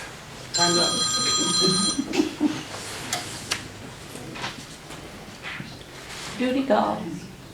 When a city commissioner contacts an outside attorney, when you make a phone call to that Yep. attorney, or a text, or an email, you've retained Based on that what? attorney. What evidence do you have for that, to support such a statement? So when I someone... take, hold on, I I'm take asking you- emails all the Just ask time. me a question and Yeah. I'm trying to What- answer what- it. what support do you have? So you just asked me a question. What support do you have? So let me answer. All right. So when someone calls you, or texts you, or emails you, isn't that the start of an attorney-client contract? Attorney, I'm asking the attorney. No, because, I mean, I'll tell you So why. you don't bill I haven't, for that? hold on, I haven't agreed. How can I charge someone if I haven't agreed with them to represent them? Even if you give... Hold them on, sir, notice. hold on, sir. You know your... Hold on, notice. sir. You know your... Hold on, notice. sir. It takes a contract. No. We have, sir, it takes a contract, okay? And That's not in true. order for us to represent, I can't represent her without a contract and without an agreement. And I have not. She's given her Hold on, sir. answer, move along, sir. Okay. So you have no support for section, allegation 1, is that right? That's not true. What evidence did you? I just told you. What evidence that we can see or touch do you have? Do you have a contract between the two of them? We have an invoice. Yeah, there you go. Where's the invoice? It was not provided in the forthcoming. packet. It's Hold on, forthcoming. hold on. Was the invoice provided in this packet today? No. No, because Okay, it's still being okay, formulated. Okay. So it's out there. It may come in, like all the allegations from Well, that's not a good Trump. thing to say now, is it? All right. Section 2. Allegation 2. You said that she incurred fees in violation of 13.14. 3.1. 3.14. So, it says at the very end of section 3.14, and you read it, but it says no such special compensation, nor any compensation to any special legal counsel shall be paid, except in accordance with an agreement between the commission and the attorney, or special counsel made before the service for which special compensation is to be paid has been rendered. So, do you have any evidence that she forged some document alleging that she had the ability to enter into an agreement on behalf of the commission? Forged a document? Yeah, I mean, I've never said that she forged a document. well, how, You said that, I didn't say that. well, I'm trying to see, I mean, do you have any evidence that supports that she made an agreement for services for an attorney to represent this commission, and that she signed that alleging she had permission to do so? Do you have any of that evidence? I don't have any signatures. Okay. And so if a commissioner did contact under the section 13, a council, doesn't it say that the council won't pay it? Unless there's a contract with the commission. Doesn't it say, Ms. Brickhammond, that the council shall not pay it? I'm sorry, say that again? Doesn't it say, in the section I read, that... What section are you reading again? 3.14. 3.14. It says no Just trying to special compensation shall be paid except in accordance with the agreement between the commission and the council. Now, my question to you is, if a commissioner contacted an attorney and there was a fee pursuant to section 13 of the rules of procedure for commissioners, unless the only obligation the commission would have to pay that is if that was in accordance with their agreement, that the commission said it's okay to do, right? So will you... Hold on, sir. Sir, I'm asking again, Ms. Brickhammond. Are you going to defend us when we don't pay the bill? I'm asking Ms. Brickhammond. When the city receives a bill from an attorney, we're going to pay it. Even though you're not obligated to do so? Unless it's in accordance. I mean, if you have a counsel and you have an attorney and the contact was made in relationship to the rules that you've set forth and made properly, then you pay it. Right? That's a yes? I'd have to check with the treasurer. Okay. I'm not the treasurer. But I don't have any history of that. You would agree? I just know that she did this in 2005 and racked up almost $15,000. We're not talking about 2005. Well, I think Well, the citizens no, need we're to not. know No, there's no allegation of 2005. Well, I think All our right, citizens so- need to know that. So, again, allegation 2, the statute does not, or I guess I should say the charter, 3.14, does not support your allegation. All right? You have no evidence that Ms. Hendrick entered into an agreement with an outside counsel. Would you agree with that? Until I get the bill. Would you agree with that? Until we get the bill. The question is right now, you have no invoice right now, do you? Not yet. All right, so at this time, you have no knowledge of Ms. Hendrick entering into any agreement with any outside counsel, do you? Just the emails. Right, correct. We Okay. have emails, Yeah. which are in front of you, by the way. Right, I saw those, yeah. Okay. Yeah, we I talked just want about to make sure those. that you saw those Yeah, emails. so that's Stating- it, stating that's that it. she An contacted- email. Right. An And that email? they were going to be billing So we us have for one email. services. It says that? It says bill the commission? In the email? Where does it say that? I didn't see that part, holy cow, I missed that, I'm sorry. Read to me that from the email where it says The that, lawyer go ahead, indicated- the excuse lawyer- me, the lawyer excuse indicated she me, would be where doing does it. it say in the email you can bill the commission in this email? It does not say All that. right, thank you.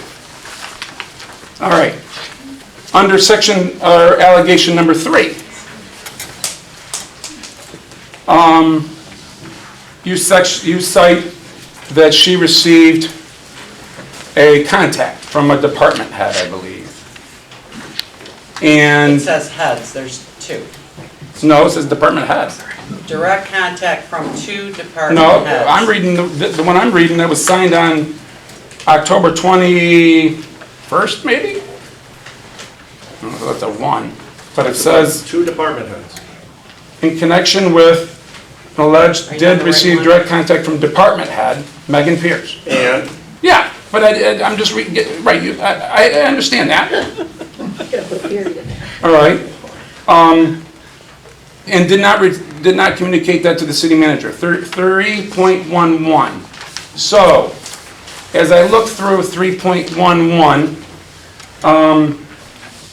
where does it say that a commissioner cannot receive a contact from a department head or department heads? You want me to read what I just read previously? No, I want you I'll read I want you it to tell again. me under 3.11, under the charter, that specifically says you cannot receive contact from a department head.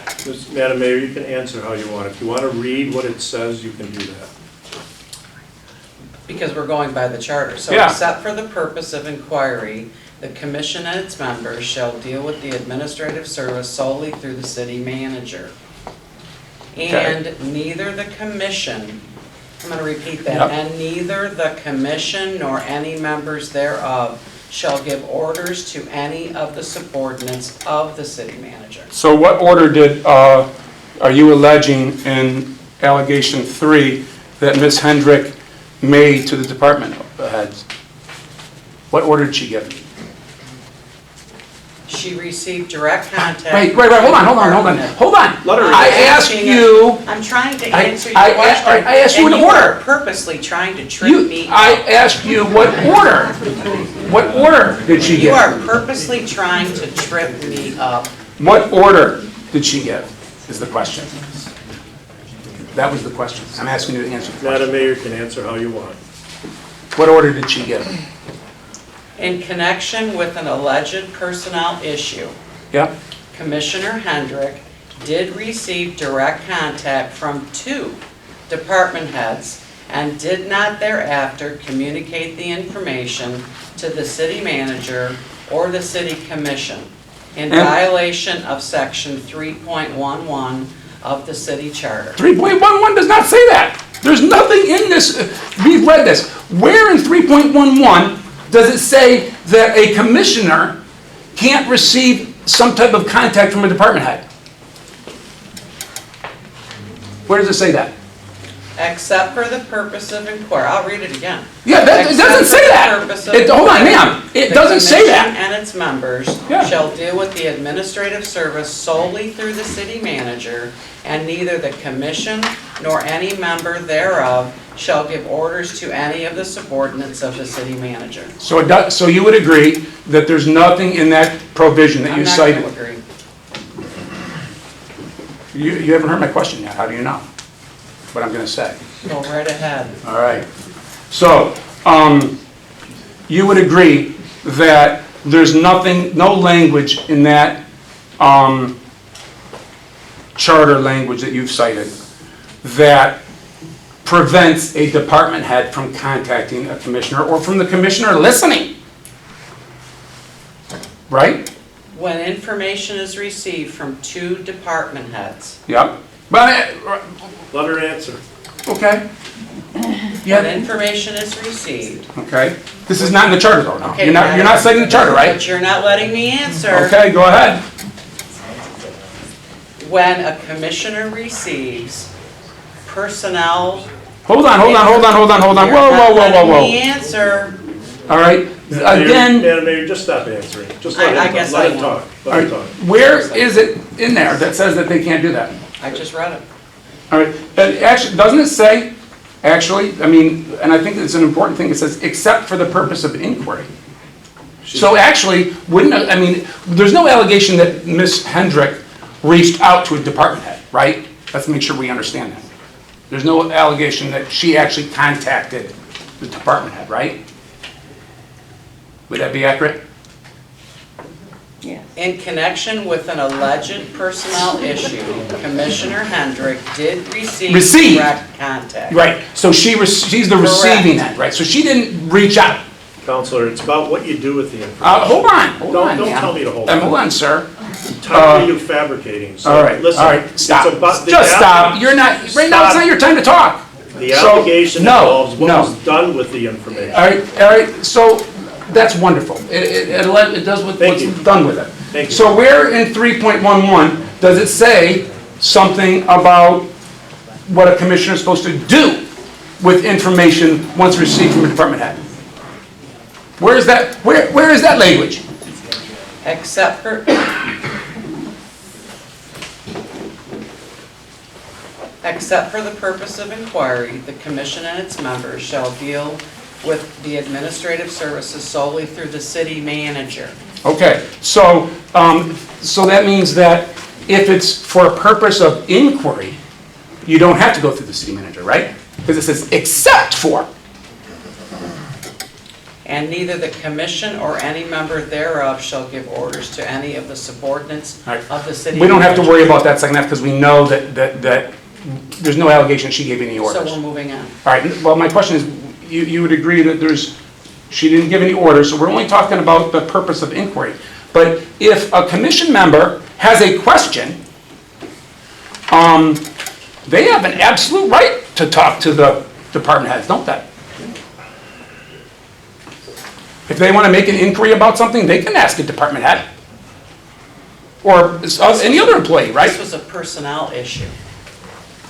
All right. It says right there, personnel, not personal, personnel, because there's a difference in how you spell it. Okay, but that personnel could be anything, right? But that's not up to her to solve. That's up to her to bring to the city That's so manager. large, It's up that to could be her anything. to bring to the That could be commission. any. She cannot act solely alone, sir. Where does it say, except for the purpose of inquiry, and, by the way, you can't, if it relates to personnel, you can't ask. Where does it say that in 3.11? It doesn't say anything about personnel, does it? It says personnel right there. In 3.11? In connection with an alleged, oh, that's. 3.1, the charter does not make any, I'm gonna warn the back again, please. I really don't want to have you removed from the meeting. I mean, we just have to get through this, okay? Please. 3.11 makes no limits on personnel, financial, disciplinary, retaliatory, harassment, or any other type of language. It says except for purposes of inquiry. It doesn't limit it, does it? Go on, That's my question. It doesn't limit the purpose of inquiry, does it? go on. Okay. All right. So we have no facts to support that. Would you agree? No. Okay. In connection with an alleged personnel, we're back to the same language here. An alleged personnel issue, Sorry, Commissioner sorry to Elizabeth. interrupt, just as a point of procedure, there've been a lot of people getting up and sitting down. Do you think it would be wise to take a short recess, just to let people go to the bathroom or something like that? Does anybody gotta go? We're an hour and a half into this, so. Is everybody okay out there? We're fine. Okay. Thank you. Just checking on y'all, okay. My apologies for the interruption. That's fine. Just, we were you. halfway through and I wanted to make sure that everybody was all right. Apologies. Yeah. Thanks, sir. So regarding number 4, it says that Commissioner Hendrick initiated an investigation by contacting the city attorney and outside legal counsel in violation of 6.8. So,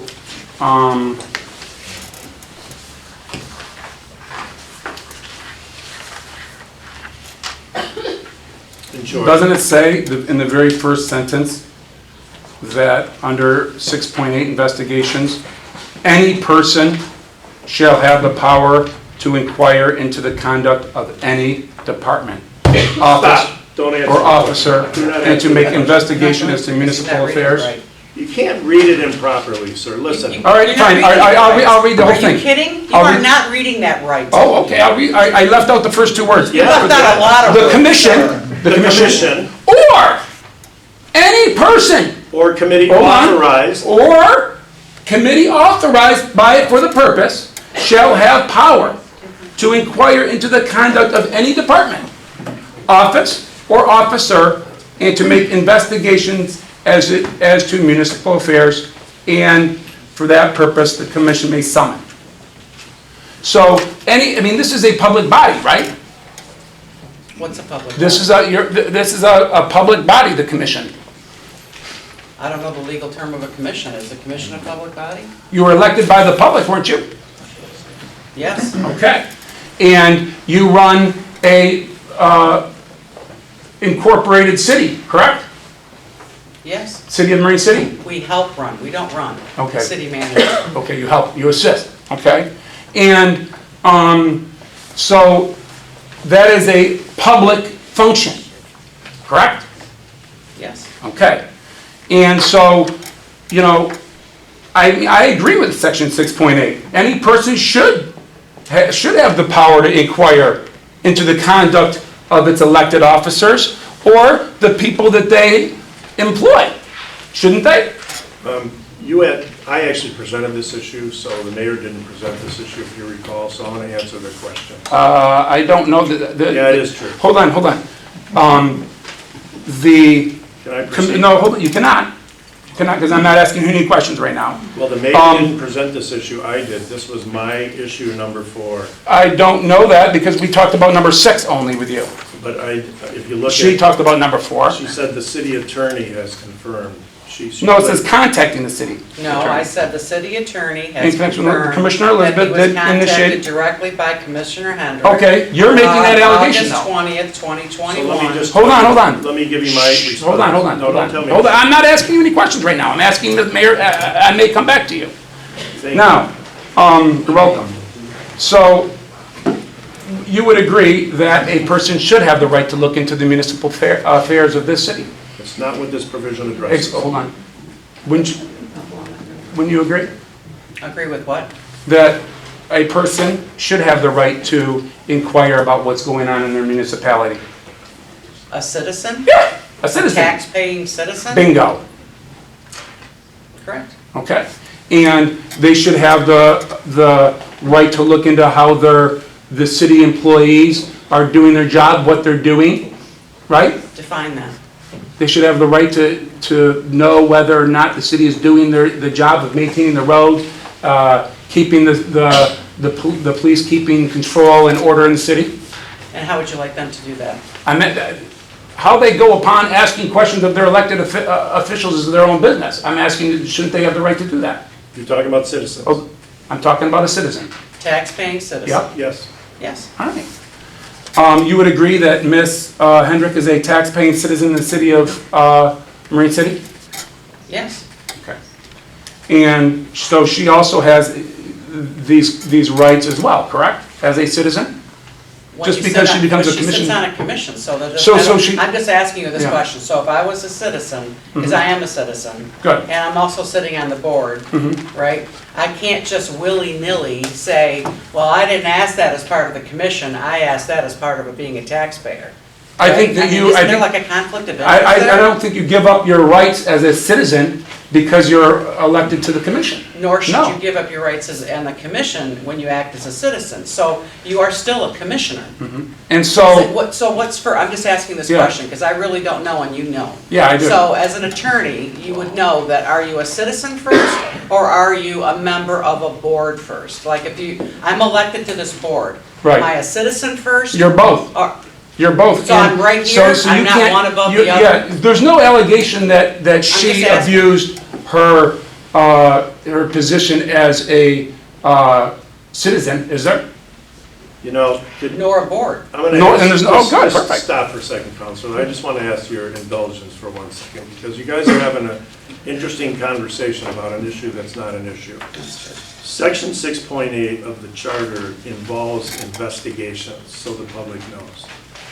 The way it's read, if you read it in its entirety, is the commission as a body, this commission as a body, or any person or committee authorized by this commission can initiate an investigation into the conduct of a department, office, or officer, or to make investigations about municipal affairs. So what it says, Counselor, is that this body as a whole, or somebody it authorizes by way of a committee, can investigate issues involving the conduct of departments, officers, or offices. That's what this provision is about. So only the commission as a body can initiate an investigation. You cannot have one commissioner on this board contact me and initiate an investigation on an issue that the commission hasn't agreed as a whole requires investigation. And you cannot contact me without there being some authorization to conduct that investigation, or any other person. So this hold provision, on. this provision. All right, this- hold on, we listened to your, we hear, Well, I we heard appreciate we that. had your opportunity. So Now, my section- question to you is, section hold on, I six- have a question for you, Mr. Davis. All right, I'll And just- that is, she doesn't have the ability, Ms. Hendrick does not, and none of the commissioners do have the ability to control you, is that correct? Nobody on the commission singularly, absent the commission under accordance with the language of 6.8, unless they've been authorized by a committee or otherwise, has the authority to initiate any investigation, and it's very specific. Now, hold on. Okay, all right. So if she doesn't have the power to order you to initiate an investigation, and you don't have to listen to her, how did she order you to an investigation? How did she order? Yeah. She, against the charter. What contacted me language? directly. What language did she, by contacting you, what city charter language that prevents her from contacting you? You know, we've been around and around on this, so let me say it one more time. This body is elected, and who spoke so eloquently about how the body functions as a body? Somebody in public comment. So the body functions as a body, and what this section, this internal investigation provision is meant to curtail, if you will, is that investigations shouldn't be initiated How did she initiate it? by contacting me. By saying that, hey, she heard that there was wanted some, an hold on. I'm asking the question, please let me finish. I'll try to All answer right. when you're done. Thank you. That she did not order you to to start an investigation, did she? She asked that there be an investigation. She did not, and you don't have to take orders from her, do you? I do not, Okay. So she has no power to order you to investigate anything? and yet she tried. Okay. And that's a violation of the charter. And what email did she do that in? We already went through this, Counselor. Do you have an email that supports such a It statement? was a phone contact, a text message, and a voicemail. All right, so you have no written confirmation of that? Do you want me to play the voicemail? No. I asked you a question. Do you have any written confirmation of it? Do you want me to play the I voicemail? asked you, do you have written confirmation? I have subsequent emails. Okay. Those have not, So the those, point- sir, so, hold on. So the point Hold on, here- those have not been provided today, have they? So the point. Hold on. I asked you earlier if you wanted to Those have listen to not the been voice- provided, have they? I asked you if you wanted to listen to the voicemail. Okay, so, So just let hold me on, be hold on. clear hold before on. you go back. So, hold on. These, it's my understanding that, have you provided these voicemails to Mayor Verkaman? They've listened to it. Okay. It's my understanding that Ms. Hendrick has asked everyone for all information that's being alleged here. And there's no allegation in here of any voicemails, and now all of a sudden we have It's her these voicemail. voicemail, we have this alleged invoice that's coming, none of which have been supplied today. Okay.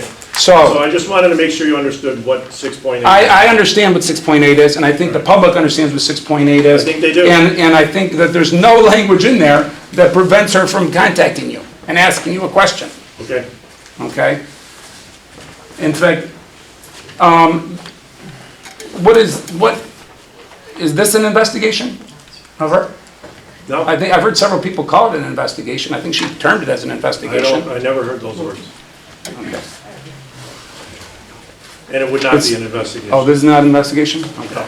So the mayor didn't order you to for this investigation?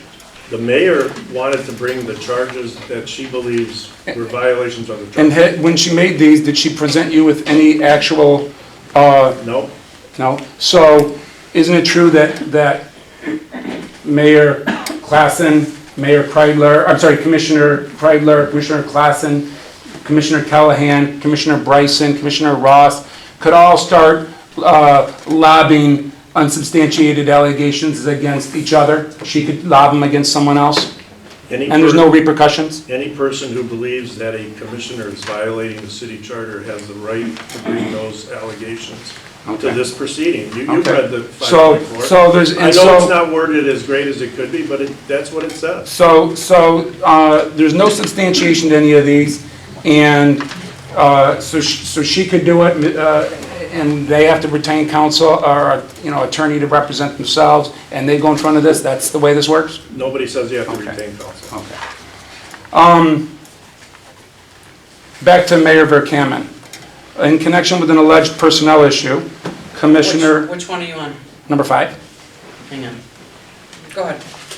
Commissioner Lisa Hendrick did cause there to be a contractual relationship with the law firm of Plunkett Cooney without approval by the city as a whole in violation of section 13.2. So,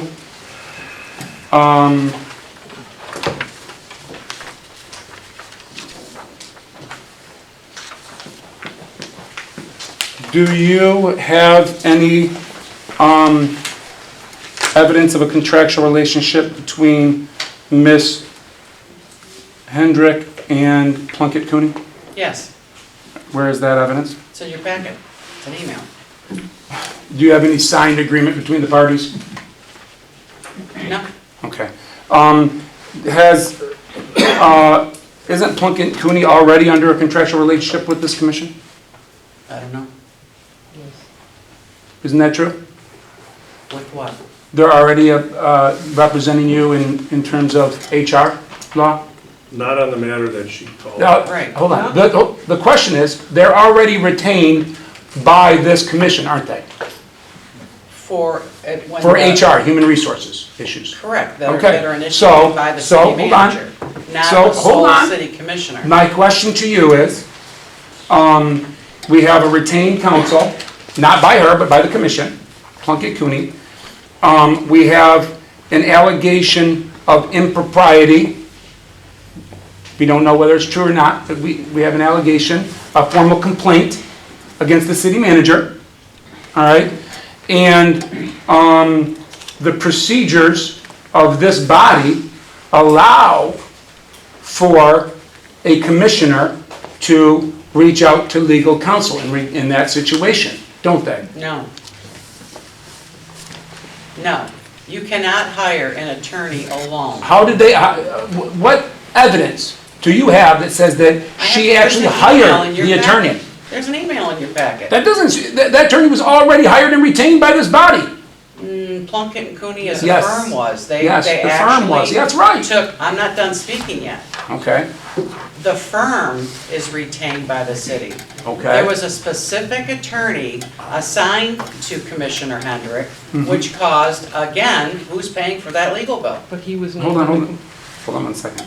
So, So who's paying for that legal bill? this attorney, I just have a question. oh, no, yeah, but I'm asking the questions. So, the lawyer works for Plunkett Cooney. Yes. Correct. And the Plunkett Cooney sent you an invoice allegedly for these services. Allegedly? Well, you haven't provided it with us. You haven't received one, have you? We don't have it yet. All right, so you don't have one, right?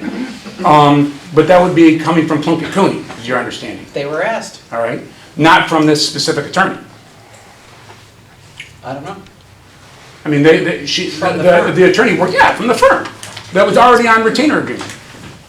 Whoa. No, Okay, no. no. They weren't on retainer for, I didn't say that. Okay. Again, you're trying to All trip right. me up, attorney. What's your last name? Langeman. Langeman? Mr. Yep. Langeman. Yep.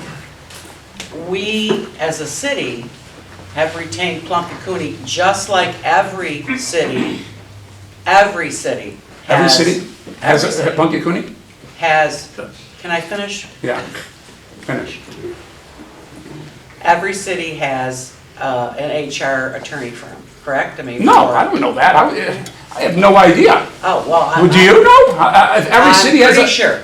I'm pretty sure there's retainers out there. Yeah, but I mean, maybe the attorney that, I mean, obviously Mr. Davis doesn't do HR law, I guess. I don't know. I mean, maybe other cities have an attorney or have one firm, like someone out of Port Huron or maybe Troon that has in-house an HR lawyer and they represent the whole thing. They don't have to go out and hire separate But they attorneys. specifically assigned an attorney to Commissioner Hendricks. How do you know that?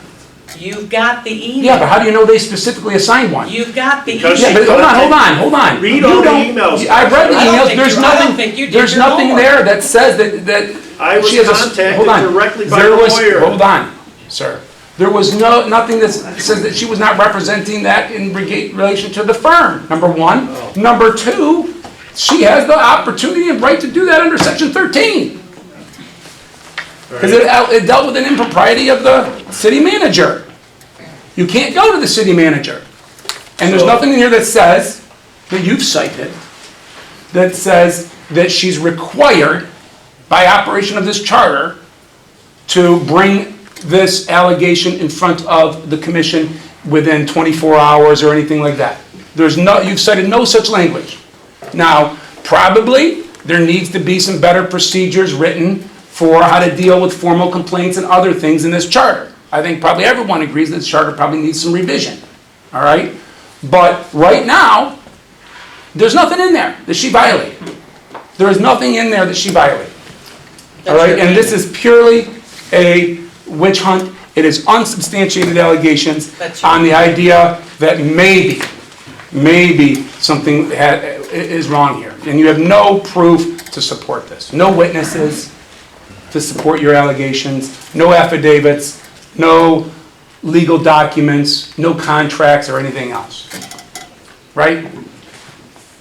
You tell me. So I'm gonna ask for your indulgence again to explain what this section of. Well, I'm actually not asking your, hold on. You had an opportunity, we sat and listened to all of your presentation. Counselor, we're far from being done. Sir, yeah, I have a witness to call. So, I'm sorry, but hold on, sir. That is not what you laid this out very specifically. We're going to make our allegations, and then you get to talk. Nothing about a rebuttal from you. So right now, all right, Okay, I'm going to. go ahead, sir. Thank you. So actually, right now, what I would ask for is a small break, No. so I can use the restroom and get a drink of water. And then I will call my client. My clients will Did you guys decide. My entertain clients such will a commissioner? You guys can decide if you want to adjourn. We're not adjourning. I mean recess. Adjourn for a minute. 5 minutes? Want to recess? I want to recess. Hang on one second. I want to It's recess. 5:32, excuse me. It's 5:32, we will come back at 5:37, 5 minutes.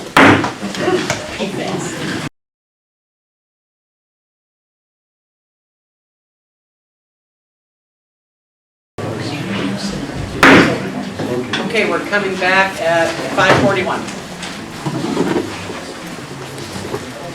Are we ready to proceed? We're ready to proceed. Okay. I thought we were done though. We're not done? I'm I thought gonna, you went through all, that's why I'm asking, because I thought you went through all of them already. yeah, I'm gonna ask some questions of Lisa. Okay.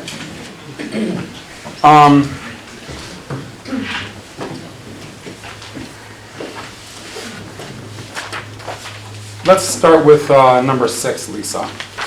Have you ever come into possession of a personnel file by any member of, or any city employee? No. Okay.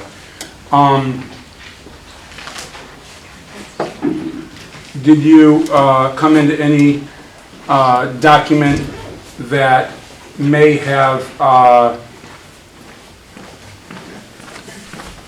shown that the background information, the background search on the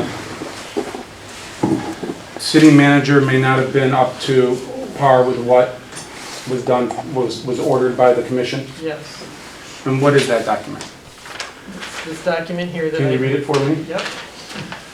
It's 7/27/2021, per Jim Hessup at the July 20th special meeting, described background checks with Pfeiffer Investigations. Level 1, police/fire employee. Level 2, corrections employee. Level 3, civilian employee. And Level 4, basic entry. Motion 1, motion to move forward with the subcommittee to begin with legal representation extending to an offer to Holly Tatman. Motion 2, motion to waive competitive bidding for level 2 background check. Motion 2. Motion 3? Oh, two No, motions, two. sorry. Correct. Motion to approve an amount not to exceed $3,500 to pay for a background check. Discussion with city attorney. Per our discussion with city attorney Bob Davis, it was determined that the investigation was being hampered by the intrusive nature of the background check. He suggested the modification of a level 2 background check to better suit the position. It was decided that level 2 background check be modified as follows. Remove in-depth in-home applicant interview. Remove up to 7 current and previous employers in the last 10 years. Interview superiors, co-workers, subordinates, and human resources. Partially remove detailed interviews with spouse, significant other, family, and personal references. Strike detailed interviews with spouse, significant other, and family. So what to you does that appear to be, simply? Just a document that it looks to me like the clerk put together. And would that be, by your interpretation, this is like a summary of minutes of a meeting of some type? Yeah, this was part of our commission meeting. I don't know when this happened. I'm assuming this is when she claimed she called the city attorney. Okay. So this would be part of a commission committee meeting, is your understanding? Yeah. Okay. So nothing that would be in a private personnel file? Correct. And that is the only document that you came into possession with, is that correct? Yeah, this one, yeah. And they make some allegations that you came into possession of some letters. Did you come into possession of any letters? There was 2 letters. I know, they were letters, they said from Croswell, Lexington is what they said, I don't know. Oh, that was the anonymous letter. I did not have a copy of the anonymous letter. So you never actually received that? Not at this time, no. Okay. And so,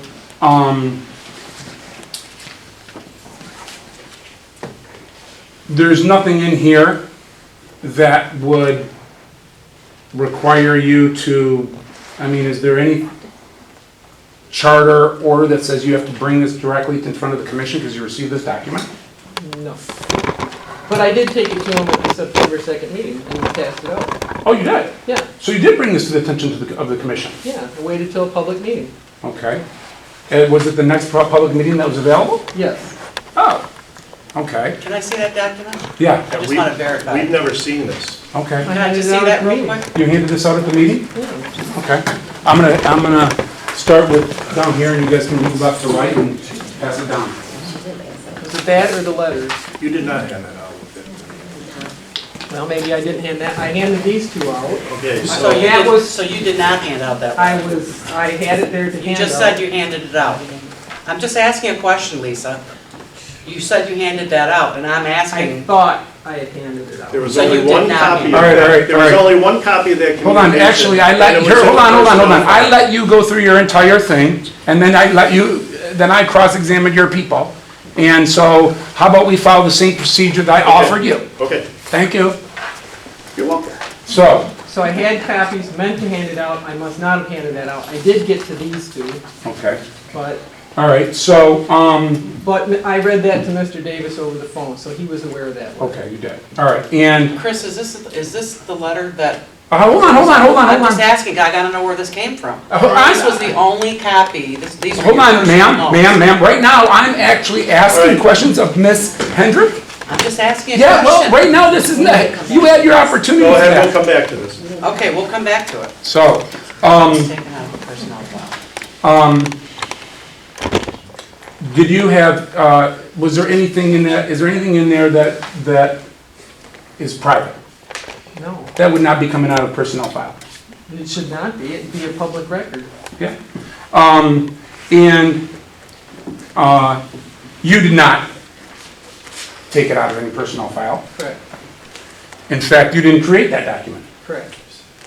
Where did you receive that document from? I received that from the police chief, Okay, and who was that? Jim Hesley. Okay. And so that is appears to be just a recording of minutes of a meeting. Correct. Okay. Okay. So, allegation 6, that says that you came into possession of a personnel record, file record, is not accurate, is it? No, I don't have anything from anybody's personnel file. And you have no way of getting into the personnel file. Correct? And it's your understanding that the personnel files are locked. Correct. Okay. But that was in a personnel Excuse file. me. We'll get back. Okay, I'm sorry. All right. And what, there's no charter, they don't cite in allegation 6, they cite no charter that you actually violated in that, do they? Correct. Okay. There's no charter provision that says if you come into contact with a document that you have to provide that to the commission or anything else? No. Especially one that appears to be merely a recording of minutes. Correct. Okay. Would the minutes of a commission meeting be private? No, unless it's a closed session. Okay. And there's no evidence in there that was from a closed session? Correct. Okay. So you had no reason to suspect that that came from a personnel file? Correct. There was no private information in there? Correct. It didn't stand out to you as anything that was inappropriate? Correct. I mean, if you're looking at that record, would it be, I mean, any person looking at that wouldn't think, oh God, this is private information? Correct. Okay. So you actually communicated that information to Mr. Davis? Correct. Okay. I read it to him over the phone. Is that, now, I guess that, so now we're done with number 6, I Wait, think. can I have that document? Yeah. No, we're not, we're gonna ask questions. Well, I need it it's all right. for a minute. I read Mr. Davis, this whole section of discussion with the attorney and asked him if he had done this and he approved this and he told me no. Okay. And So that bothered me. why is that? Well, because they're claiming that he did all this. Well, we don't know who's claiming that, do we? Yes, I don't know, whoever wrote this. And when I read this exact thing to him and I asked him, did you do this? And he said no. Okay.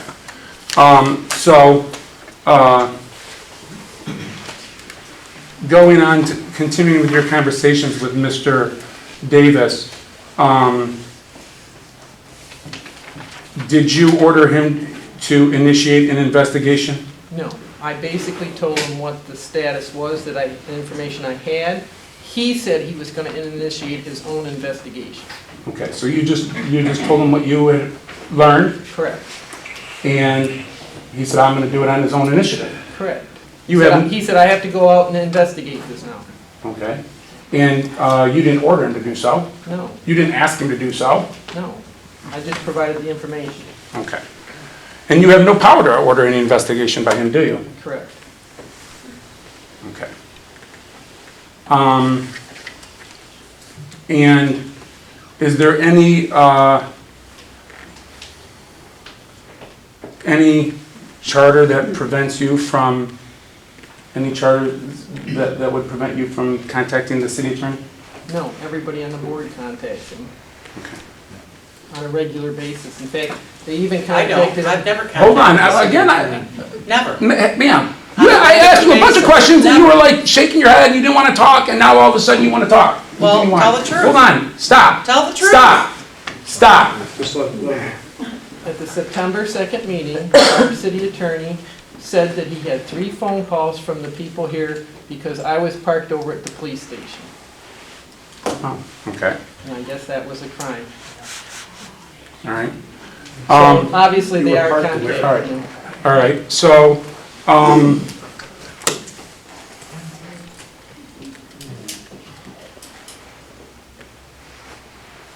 did you ever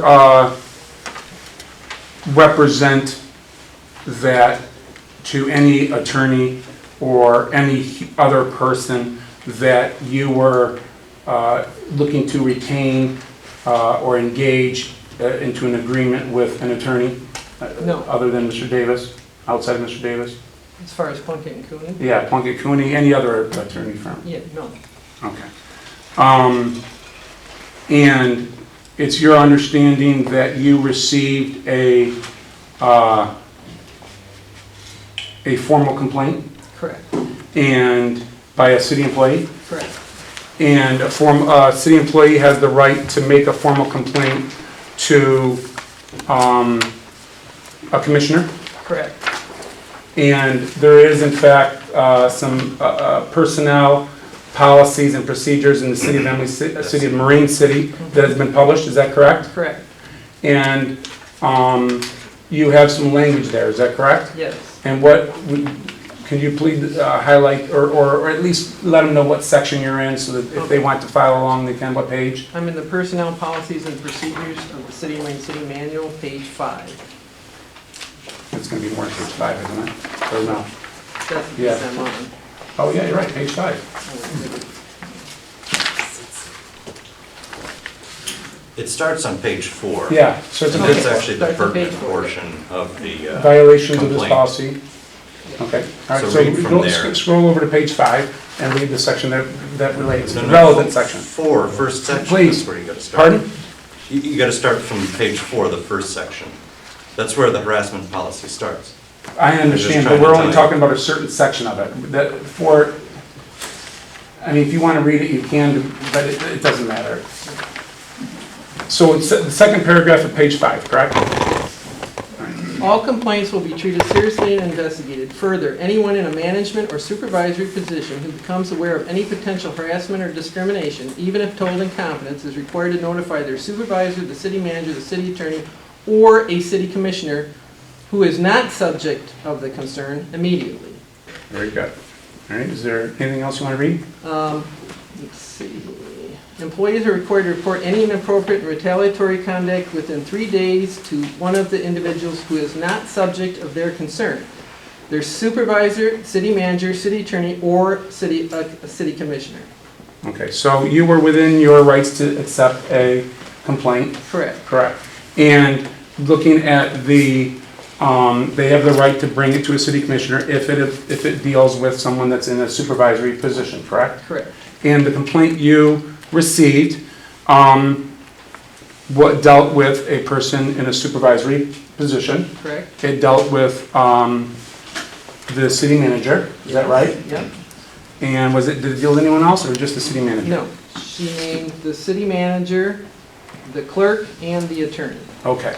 So, at that point in time, those were all people that were named in this formal complaint, including the attorney, is that correct? Correct. And so based on some of that, your information, with the way the charter is written, bringing it to the actual city attorney, Mr. Davis, could be a potential issue because he's one of the people named in the complaint. Correct. Okay. And so, again, pursuant to Section 13A, you then contacted who? I contacted our HR attorney, Plunkett and Cooney. I sent them an email with the retaliation complaint. And Which is so you sent them one email, One email, yep. and, And they said they would have somebody contact me about it okay, the following day. and, And Courtney Nichols contacted me, and I explained the situation, that I was only one commissioner, that I felt I had sent an email to the entire board on the issue. I felt that so nobody... you sent this to the board as well?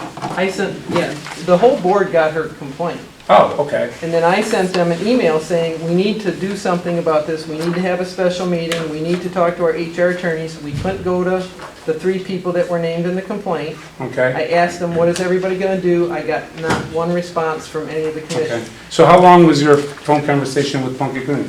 5 or 10 minutes. Okay. And you sent one email, and that was that? That's it. Okay. And then she told me she was gonna contact our attorney. I gave her his name and number, and she contacted him, and that's the last contact I had. And there has, subsequently, the commission has actually opened up an investigation, is that right? Correct. The board minutes shows that they hired firm to investigate, correct? Correct. This allegation? Yep. And did the HR attorney advise you on that you followed the correct procedure? She told me that, yes, that I did the right thing by bringing it to her so that they could take care of it. Okay. That was- And this was a company that, to your understanding as a commissioner, that was retained by the commission for HR services, and this dealt with a human resource employee, correct? Yes. Okay. And so that's really kind of outside the scope of Mr. Davis anyway, isn't it? I felt based on the fact that he was named in the complaint. Yeah. May I bring up a point? Yeah, bring up a point. Okay. So the procedure wasn't actually followed correctly, which is why I kind of wanted you to read from the beginning of where it starts. Okay. The procedure indicates that you should first contact the When you say mayor. Who? The her complainer, or the complainer? Okay, yeah. The complainer should first contact the their supervisor, city manager, or mayor within 7 days of the incident. The portion of the manual, policy and procedures, that was pointed out is for a retaliation against that complaint, not the complaint itself that was initiated. So they jumped straight to step 2 and didn't, go through the proper channels to begin with. Well, not really. It says here also, the report may not be made to the person who's subject of the concern. Doesn't it, the very last sentence on that page? The report may not be made to a person who is the subject of the concern. They didn't come to me and I'm the mayor. Well, I understand that, but my understanding Wait, is... subject of the concern. The subject of the concern is the complaint. So I guess the idea is that you don't go to... Yeah, you don't go, but where should they have started? Well, they have the opportunity to go right to the commissioner. No, where does it say in that paragraph? It says, Where they can this go- where report they're may supposed to not go. be made to a person who is... So you don't make the report, so the employee doesn't make the report to... Yeah, was the mayor a subject of concern? Yes. Oh, yes. I was not named in there. I've never been named She in didn't there. even send you the complaint. Well, hold on. Where does it say... It doesn't. They're allowed to go to any person. And when we changed these procedures, you were supposed to update this to say that for every one of these options when we did that, and we did that at a public meeting, that it was so the commission, they could go to any commissioner. That line there should have been corrected.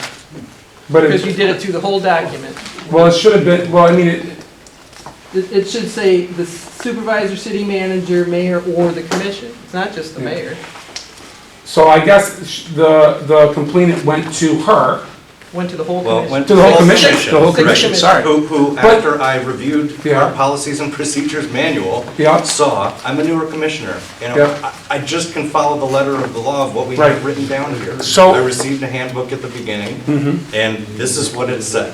So I made that point.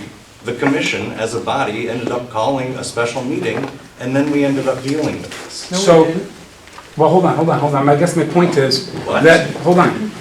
My point is this, Mr. Ross. Even, let's say that we agree on that. So the complainant didn't follow the proper procedure, okay? That isn't on a commissioner who gets it brought to them. That's not their issue. That's the complainant's issue. And so, once it's brought to the attention of the commission, and we have a situation here, it clearly allows for them to hear one, in the section I read, it clearly allows for them to hear it. And so, once it's there. The one on page 5? Yeah, clearly allows for them to accept it. You all received it, you all dealt with it at the same time.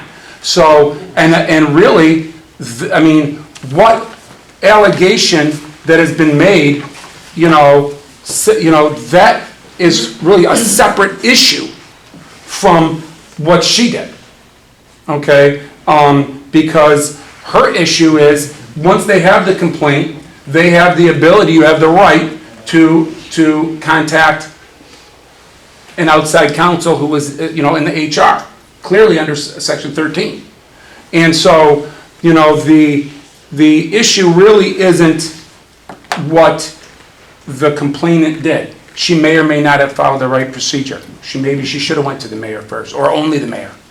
She brought it to everyone's attention. So the mayor was included in that, I guess, right? Nope. Oh, she sent to everyone but the mayor? Correct. Okay, so that made, obviously either she, and I can't put, I'm not even gonna begin to speculate what her position there is, or if it's regarding, or if she intended to name the mayor. I can't get into that, because that would be assuming, what her motives are here and so on. I can only deal with what was written down. Obviously, she did not name Mayor Verkaman in the writing. Whether she did subsequently after that, or any deposition, I have no idea. But again, what she did is not really, how she dealt with it is how she dealt with it, I guess. And how you guys dealt with it by naming an investigator later on, I guess that was up to you guys too to do that. And you had the power to do that, and you chose to do it. End of story. But there's no allegation that she did anything wrong, I guess is where we're talking about here. What did she do? She didn't make a complaint. She didn't file a formal harassment suit or workplace retaliation suit. So really I agree that maybe she should have included the mayor in that. It probably should have included, unless she's, making some allegation, then of course you wouldn't, because she would be a person that's maybe above her perhaps. But, or subject of the concern. It says, report shall not be made to a person of the subject of the concern. But the mayor was not a subject. I understand that. I get it. But I'm just saying that I can't read into why she did that. And it's really not relevant to the situation, because it doesn't reflect on what she did. Everything she did is within the charter rules. All right? And that's really what we're talking about here. What things did she do? We cannot control what emails are sent to us. We cannot control, what people come to us with issues. You are a representative body, people are going to come to you with issues. You can't control that. We can control what we do with the information. Yeah, and there's nothing in the charter. I agree. You're exactly right. That is right on. You get to control what is done with the information in relationship to the charter of this city. And there's not been one piece of language in the charter that's been cited. Now, maybe there's something in the charter I haven't read, but not anything that's been cited that says that she did wrong. Not one.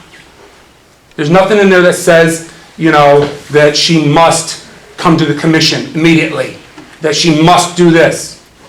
The very first one they cited, 3.13G, it has nothing to do with that.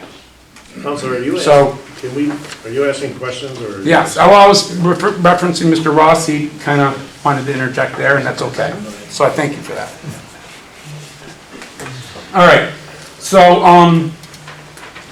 can I ask a question? Well, I'm going to go through all of them, their allegations, and then I guess you guys have a right to cross-examine Ms.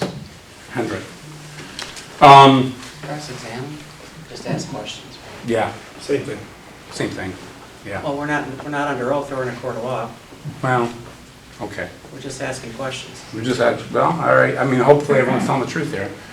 I don't know. Including your client. My client's telling the truth. No, she's not, because I didn't get that information that she just passed out. She said that she gave it to everybody at the city. Well, obviously she corrected myself. Yes, all right, so she misspoke. All right, let's not, the amount of times, let's not even delve into that after your testimony. So 13.14, you've never entered into an agreement, you have no signed agreement with any special counsel or any law firm? No. You've never fraudulently signed, you have the right of the council to enter into a contract on behalf of the council? No. And they produced no contract? Correct.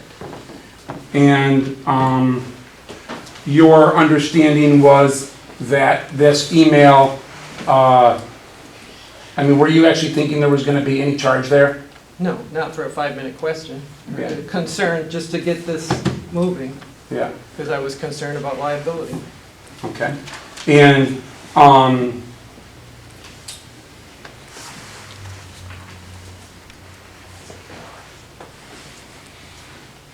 So under 3.11 of this charter, it's, and this is under allegation 3, it says that you have a duty to, or that you received a direct contact from Department Head Megan Pierce and Department Head Judge and did not communicate that information to the city manager or city commission.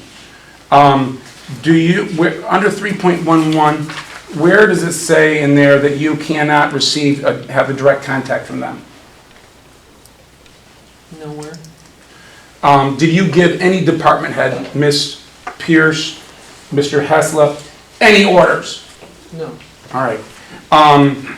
Is it your understanding that a commission member may ask questions for, of a department head? Correct. For purposes of inquiry? Yep.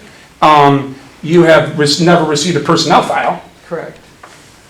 And there's nothing in here that limits your inquiry in this, correct? To financial, only financial matters or only, correct, you know, workplace issues, right? Right.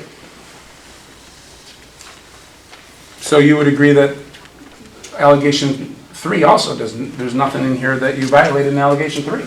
No. You were acting in your, what you believe to be in the public's best interest? Correct. And I did contact a number of commissioners. So did Jim. Jim helped me. We were trying to get them so they understood the information after I contacted him. I talked to Mr. Ross, I talked to Wendy, I talked to Bill, I could not get a hold of you. Jim talked to Mr. Bryson and Mr. Ross. Okay, so you did contact, so that's not, that even the allegation itself is not accurate. So I was left out of that? Because you were involved in it. No, I was not involved in it. To us, you were involved in it. To you, that's your opinion. That's right. I was not involved in it. Again, in this, does it say somewhere in here that... Show me the complaint that says I was involved in it. Does it say anywhere in here that you have to contact every single commissioner? No.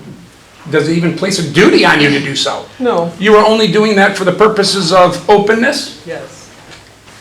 Okay.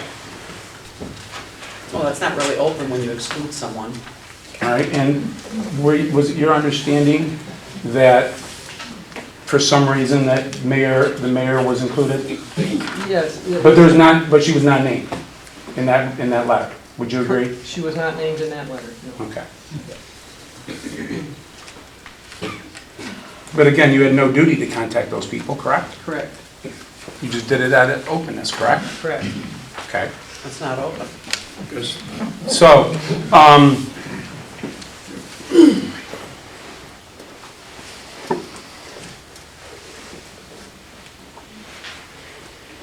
so when you, tell me about what happened with this, again, with issue 4. You never ordered him to investigate? No, I just advised him the information that I had, that I was told that the investigation wasn't done properly for the city manager. And he said he was gonna go out and investigate. He went and did his, he contacted Mike Itrich, the clerk. How do you know he did those things? He told me he did. Oh, okay. And then he said, he came back and he said, yes, it's, from what he could tell from all of it, it was not done correctly. Did he ever say to you, whoa, whoa, whoa, whoa, whoa, you're violating charter number 6.8 by bringing this to my attention? No, because everybody calls him. All right. That's not true. Did you order, hold on. That's not hold true. on, I've never hold on. called. Did you, you never, so he never said, whoa, whoa, you can't contact me? Correct. All right, and you've contacted him in the past? Rarely ever. This is like the first time I had something serious to contact him with, unless I Okay. contacted him about the fire authority, which I'm on. Okay. And never once before did he ever tell you that it was a violation of some charter? No. No. And it's your understanding that other people on the commission have contacted him at times? Correct. And you've never heard anyone say, oh, there's some charter violation out there that it says you can't do that? That's right.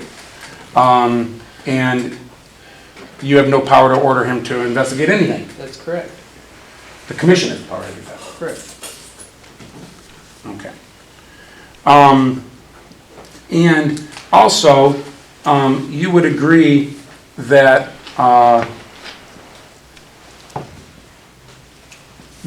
you never signed a contract, it says that you signed a contractual legal relationship with Plunkett Cooney. No, I did not. The commission entered into that. Yeah, just because I sent an email does not constitute, the city already had an agreement with them. Okay. All right. And she told, and actually the attorney told you what you did was right. Yes, Plunkett Cooney's attorney told me that I did the right thing by contacting. And based on your understanding of the procedures and the charter, there was no violation and you were within your authority, correct? Yes.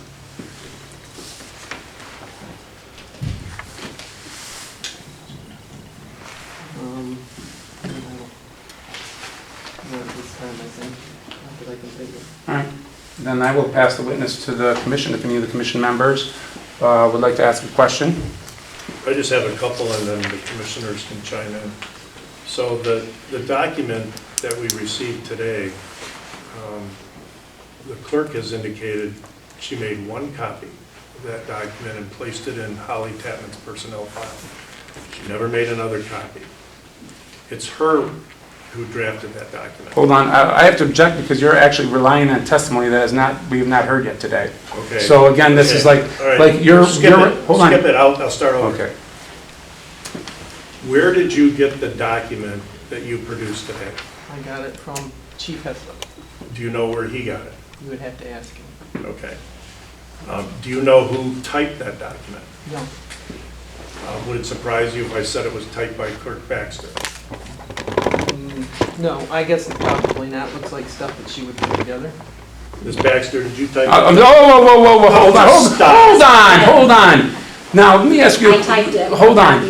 There is, All right. first of all, you've had an opportunity to put on your, Strike the question. you know you can't call a witness in the middle of a cross. One copy is placed in the personnel file. You know, we're trying to get to the bottom of it. We're just trying to look at the chart. Yeah, but we're trying to do it in a way that's the right way to do it. That's, it's So procedure. Okay, so the clerk typed that document. You don't know that, but okay, continue on. He does know that because I All said right. I did. I verified that the All right, clerk she thought it typed the looked like that document. anyway. I verified that the clerk put it in the personnel file, never made another copy. How did you So the verify that? question- Hold By on. asking the clerk. Oh, okay, so But again. she doesn't have access to the personnel I files. gave it to the interim Hold treasurer. on. All right, just stop. Again, you're, Counselor, just relax, just pay attention, all right? yeah, I'm paying attention. So I'm just telling you that that document, number one, was not given to this board that I recall. And number two, there was only one copy made and we know who typed it. But we can get to that, later around 8 o'clock tonight. So let's go to section, and bear in mind, these are allegations about the charter. There's nothing else of substance, in my opinion, going on here. So section 13G clearly indicates that upon the recommendation of the attorney or upon its own initiative, the commission may retain special legal counsel to handle matters. Did the commission meet and decide to retain Plunkett Cooney? Or in this instance, did you send Plunkett Cooney an email on your own? Yes, I sent them this email with the complaint. And you sent them an email advising them about a legal issue, correct? Correct. And they gave you advice about a legal issue. They just said they were going to contact you. And they responded to your question about a legal issue. So No. it's just undisputed in the record. No, she told me that I did the right thing by contacting, all I did was provide her with the information. She asked me for your name and phone number, and she contacted you, and I never had any other contact with her after that. Okay, so you did reach out to the legal counsel on your own. Yes, because they're part of our special And you attorney. understand the charter says only the commission should do that. It doesn't No. say that. It It says I can do it here. It in the says, on commission's the policies and recommendation, I'm procedures. just going with the charter, Lisa, really, Yeah. It doesn't just matter. says, upon the recommendation of the attorney or on its own initiative, the commission may reach out to the lawyer. No, it says retain. Retain the lawyer. Yeah, I Okay. didn't retain them. All right. So with respect to number 2, the city, I'm telling you, is going to incur legal fees based on you reaching out to that legal counsel. So. Are you testifying now, or are you asking a question? Do you understand that to be true? No, Okay, so we're not going to get a legal bill. I have no idea. She didn't tell me that I was incurring any cost when I talked to her. So I have no Okay. idea. Okay. With respect to item number 3, except for the purpose of an inquiry meaning if you have a question, the commission and its members shall deal with the administrative service solely through the city manager, and neither the commission nor any member shall give orders to any subordinates. So if you have a question, you can contact the department head. Do you agree with that? The department heads contacted me. I know, but do you agree that generally you can contact the department head if you have a question? Correct. So when they contacted you, what did they contact you about? The background check not being done properly. And did you bring that issue to the commission? Yeah, at the September 2nd meeting. Did you bring it, when did you get that? I got it before that, but we didn't have a meeting, and I wasn't going to do it unless we did it at an open meeting. Okay, so you didn't bring it to the commission until the next meeting? No, but I read it to you over the phone. I understand parts of it. The whole, well, I read your section. Okay, when you contacted me on August 20th, were you expecting that I would do something about your phone call? I was expecting you to at least listen to what I had to say about my phone. Were you expecting me to act on it? I didn't know what you would do with it. You told me you would investigate it. Okay, but what, did you call? I just turned over information, that's all I was doing, turning over information. Okay, but you turned it over to me. Correct. And it really says that only the commission or a person authorized by the commission has the power to... Where does it say that? What number are you under? I'm on section 6.8, sir. I read it to you earlier. Oh, you're on 6. What number are you at? You're in number 4 now? Yes. Oh, you went from 3.11, I thought, to, all right. I'm just saying, I'm only going, folks, by what the charter says. Now, what did you say it said under 6.8? I didn't say what it said, I'm reading it. All right, where are you reading? Paragraph 1? The commission or any person or committee authorized by it for the purpose shall have the power to inquiry into the conduct of any department, office, or officer. She testified that she did not make, they came to her. What I'm saying here is that, would you agree with me that investigations are to be initiated by the commission as a body? Well, if that's the case, how did she do this investigation? She didn't go to the commission. This is, Well, it's not, this is a hearing, Lisa, it's really. an investigation. Yeah. So, would you agree with me that it says the commission can initiate the investigation? No, it says or any person. Or committee authorized by it, authorized by the commission. No, the committee is authorized by it. It doesn't say the commission or any person authorized or committee authorized. It does not say that. Let me read it for the public. The commission or any person or committee authorized by the commission, by it, shall have the power to inquire into the conduct of a department. Is that what it says? Not exactly, no. You didn't read it verbatim. I'll read it verbatim. Does it say the commission or any person or committee authorized by it for the purpose? It doesn't say any committee. It says or committee. Or committee. Right? Yes. I don't know. Putting words in there. The commission, yeah, you know that. The commission or any person or committee authorized by it for the purpose. Right. So Shall the have committee the power, authorized. shall have the power to inquiry into the conduct of a department. Were you aware of any committee being authorized to undertake any investigation? No, Were you aware if the commission had authorized any investigation? I don't know. I hadn't talked to him. Okay.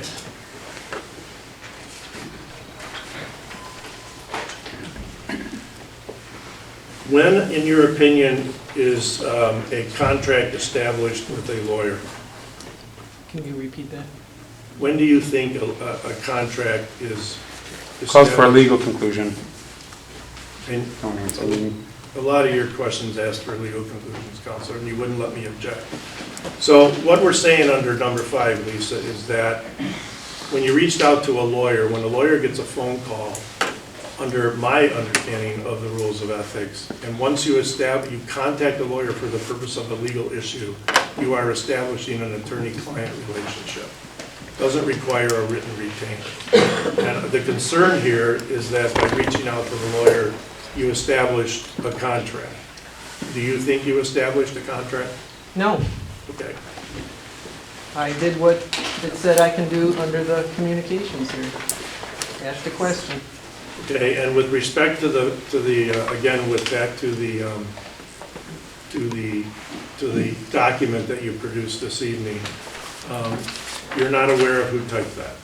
No. You only know you got it from the police chief? Yes. You don't know where the police chief got it? You'd have to ask him. No, but you don't know where he got it? Yeah. You don't know, right? No. Okay, but it came into your possession? Correct. And did you immediately give that document to the city commission? No. Okay. There's nothing that says I have to. Enough said. I gave it to him, I wanted to give it to him, except I had the copies made, I just forgot to give it to him because we got into it about the other. Okay, I'm good. So, let me ask you a couple more questions then. You never, The commission. oh yeah, I'm sorry, go ahead, commission members. I have a question. So I'm still kind of perplexed by this document that you received from Jim Heslop. And did Jim type it? I don't know. But you didn't know that at the time, right? We just now heard that it was Chris's document, that she typed it. It was her personal notes. So at the time, you didn't know where that came from. Jim could have typed it. Somebody in the police department could have typed it. It didn't matter, there's nothing in here that's personal, so on. Didn't matter to me. But it was enough to call Bob right away. That's so because of the background check. It said to remove all these items from the background check. That was my concern, because we were supposed to do a level 2. But you didn't know where that document came from. Doesn't matter, I was asking him if he knew about it. The question is, where did the document come from? She's asked that, and it's been asked, and it's been answered several times. But you don't know She does where not it know. originated. There's the key. Where Right. it originated, right? So anybody could have written that. Yeah. Yeah. Not signed. So have you ever been, I'm just asking, have you ever been warned before about contacting the city attorney and incurring fees that the taxpayers pay for? Hold on a minute, don't answer that question again. It's a legitimate question. It is not relevant, because there's no allegations that says this is, that I'm trying to you've set been a warned and precedent. so on. Yeah, but there's Like no she's precedent in saying the that she didn't allegations. know, she didn't know. There's no She precedent in said, the I didn't know if I allegations. contacted the city attorney, and I'm saying, well, if she did it before, then she does know, right? That's all I'm saying, is if somebody, past precedent sets future precedent, correct? I mean, if somebody says that they didn't know that if contacting the attorney caused fees, but yet I've got a document here that says that she's done this before and incurred a lot, thousands of Then you should have, dollars if that that our was the case, taxpayers if that was the pay. case, you could have put that in your allegation. But you didn't. I put it And the in reason back. why you didn't is because for whatever reason, you didn't put it in there. We're limiting this discussion to the allegations at hand. All right, so she's not going to answer that. All Let's right. move along. Okay. You said that you had a formal complaint by an employee. Can you define formal complaint? What does formal mean to I you? didn't say it, Is formal it complaint. exactly words? I just wrote them right down here when you said it. I Actually, I received said a it. formal complaint by a city employee. So what does formal mean? Did you get a text? Did you get a voicemail? I use the you word got it. formal. No, she said it. It's an email. Well, our records will show it because we're taping the meeting, It's so. an email. So an email is a formal complaint? Sure. It says in our thing, it doesn't have to be written, or, yeah, it doesn't have to be written, it can just be verbal. It says right in the policies and procedures. She put it in writing. And then you made everybody aware of that formal complaint. Everybody got a copy of it except you. Why didn't I get a copy? I don't know, you'd have to ask her. Not my problem. But it went out. I mean, you can ask all of the rest of them. I even sent them all email where I tried to ask everybody to do something about this so that we didn't get into trouble with it. Because this is the first time we've ever had a complaint where it came in citing our city manager and our attorney and our clerk. It's the first time. I mean, I've had complaints before brought to me, but never one like this. So it was a new area. Yes, ma'am. My question about that, is that all right? Yeah, go ahead. Sorry. You texted me that it was important that I talk to you about this issue specifically after that email, and I didn't respond to you because of the Open Meetings Act. That wouldn't have been an open meeting if we were to all talk about... No, if we're doing it, I was trying to get you to call, I left you a phone call. But the email was to every commissioner. And I left you 2 texts, trying to get you to call just me, so that I could explain to you what was going to go on. Because we cannot do it as a group. Why couldn't we as a commission then meet? That's what concerned me about it. So you received a text that was addressed to everyone? No, I got a text, I got voicemails, I got a lot of communication from her about this, and I didn't feel comfortable responding to you because I didn't want to have a personal conversation, commissioner to commissioner, about an issue that's brought to the commission unless we're in a public meeting. That's fine, perfectly okay. Don't you think that's valid? No. I just didn't want to You need get to into read the this. Open Meetings Act. If we all had an email together and we were going back and forth, then that's a violation of the Open Meeting. If I just want to talk to you personally, that's not a violation of the Open Meeting Act. Anyone else? In fact, my email here says that you need, these other ones, you could contact me, but we cannot discuss it because it's a violation of the Open Meetings Act. Right, exactly. That's what confused me, and then you started other But I personal contacted contact. you personally. Okay.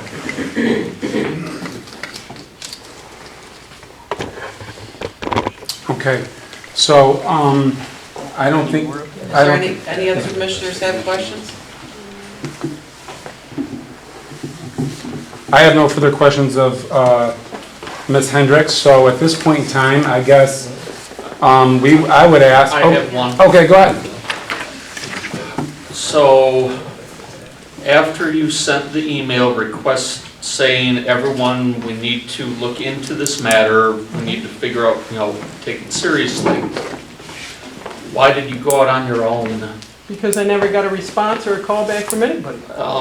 Not Forgive one. me, but what's the saying, the highway to hell's paved in good intentions? I mean, that doesn't give you the right to step outside the boundaries. I waited. So wait till the next meeting. What? You can't. You have an employee that's being retaliated against. Allegedly. Allegedly. You cannot just wait. You have to protect that employee. But that doesn't give you the right to No, step that's why I reached out outside. to all of you to try to do something and you didn't do anything. Except There's no, and I'm sorry, I hear what you're saying, Commissioner Bryson. I would love for you to cite a charter statute that supports your statement, and no disrespect to you. Counselor, but, I think he can say ask the question right now. That was your rule. No disrespect to you, but there's nothing in there that says that she can't do that. Mr. Bryson. Oh, you? You have the right to ask whatever question. So go ahead. No, I'm done. I mean, I try to do things this. I read these documents, I read our policies and procedures, that's in there. I read the personnel policies and procedures, that's in there. This whole thing was to protect an employee. So I have one more question. Lisa, when you contacted me on the 20th, which I agree, everything you said, we said. Yeah. We said. Who contacted you that prompted you to contact me? Jim. Jim contacted you? Yeah, he was contacted and Jim contacted me. Who was Jim contacted by? I'm assuming Megan. So Megan contacted Jim, Jim contacted... Hold on, again, I have to say, did you see this contact? No. So you don't know who contacted No. Jim, do you? Correct. You weren't there, you did not witness it? Correct. All right, so Lisa- don't assume, please. That's what happened to him, he was Okay. assuming. Are you done, sir? Yes. Thank you. When you contacted me on the 20th, you contacted me for a reason. Mhm. You said to me, hey, I've got some information that we really need to act on, Mhm. right? Yep, Where did you get the information? I got it from Jim. He brought it to me. And did Jim tell you where he got the information? You would have to ask him. Did he tell you? I just want to know if you, did you ever come to learn where he got the information? Yes. And where did he get the information? Well, he advised me that it came from Megan. Do you know where Megan got the No, information? I do not. Do you know where she could have got the information? No, I do not. Okay, that's it. But one thing too is, when I talked to you about the anonymous letter, I did not have a copy of the anonymous letter at that time. Well, how did you know there was an anonymous letter? Somebody told me that there was one. Who? I think Megan told me that she thought there was an anonymous letter. Do you know So how, I do you know how contacted she you? knew about the anonymous letter? No, I don't. So I contacted you and you confirmed that there was an anonymous letter. And I confirmed that I wrote an email to this board saying everyone No, should get you a wrote an copy of it. email to the, I didn't get a copy of any email. Well, I emailed saying everybody should get a copy. Right? Yes, to the mayor. Right. But the point here And is... none of us I think- did get a copy I of think the point here, Lisa, is not in any bad way, is when you contacted me on the 20th, you were relaying to me information you got from someone else. Correct. And you got it generally from Jim, and you believe Jim got it from Megan. Correct. Right, okay.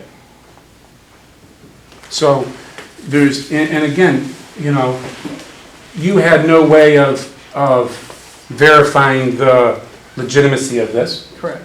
Counselor, It was just Counselor, can we, you punted back to this commission to ask. Yeah, is there anybody else that has a question? Yeah. Oh, okay. So, to that end, yes, it says that we need to treat them seriously and investigate them, but it does not list a specific time frame. The only time frames this section lists, again, read it, fine through it. The time frame that this section of the Policy and Procedures Manual suggests is the time frame in which the incident be from the reporting, not the commission to react upon the incident. So myself, like Commissioner Kreidler, wanted to wait until the next regularly scheduled meeting to be able to do it in an open forum and everything else. And Okay. The problem with that is that you have a person alleging retaliation, so you're gonna let them be retaliated against for 2 weeks till you get to a meeting?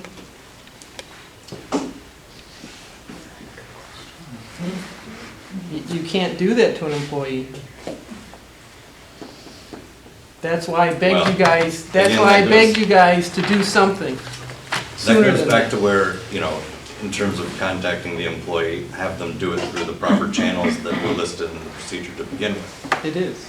She's allowed to contact 6 people. So, okay, But that's her deal, not mine. sure. If any legal fees are incurred by the city based on the Plunkett communication, would you be willing to pay the bill? Well, I'd have to see what portion of it's mine if I only talked to him for 5 minutes. It That's could all be I higher talked to than him. Shouldn't be anything. Yeah, it was a 5 to 10 minute phone call, that's it. And in our I'd be willing to phone, pay for that portion. in our phone call regarding the city manager background check, you indicated too that, you know, some of the background check items could be removed. No, okay.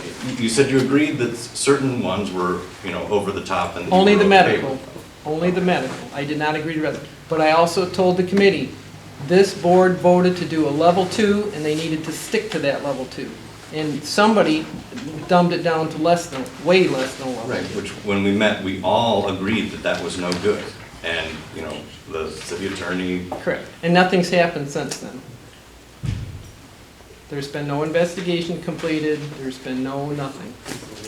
The state police were involved, communicated They said with, and then. They declined. Not. They declined, but they said we had internal issues, so it still should have been looked at. And that was never brought back to this board.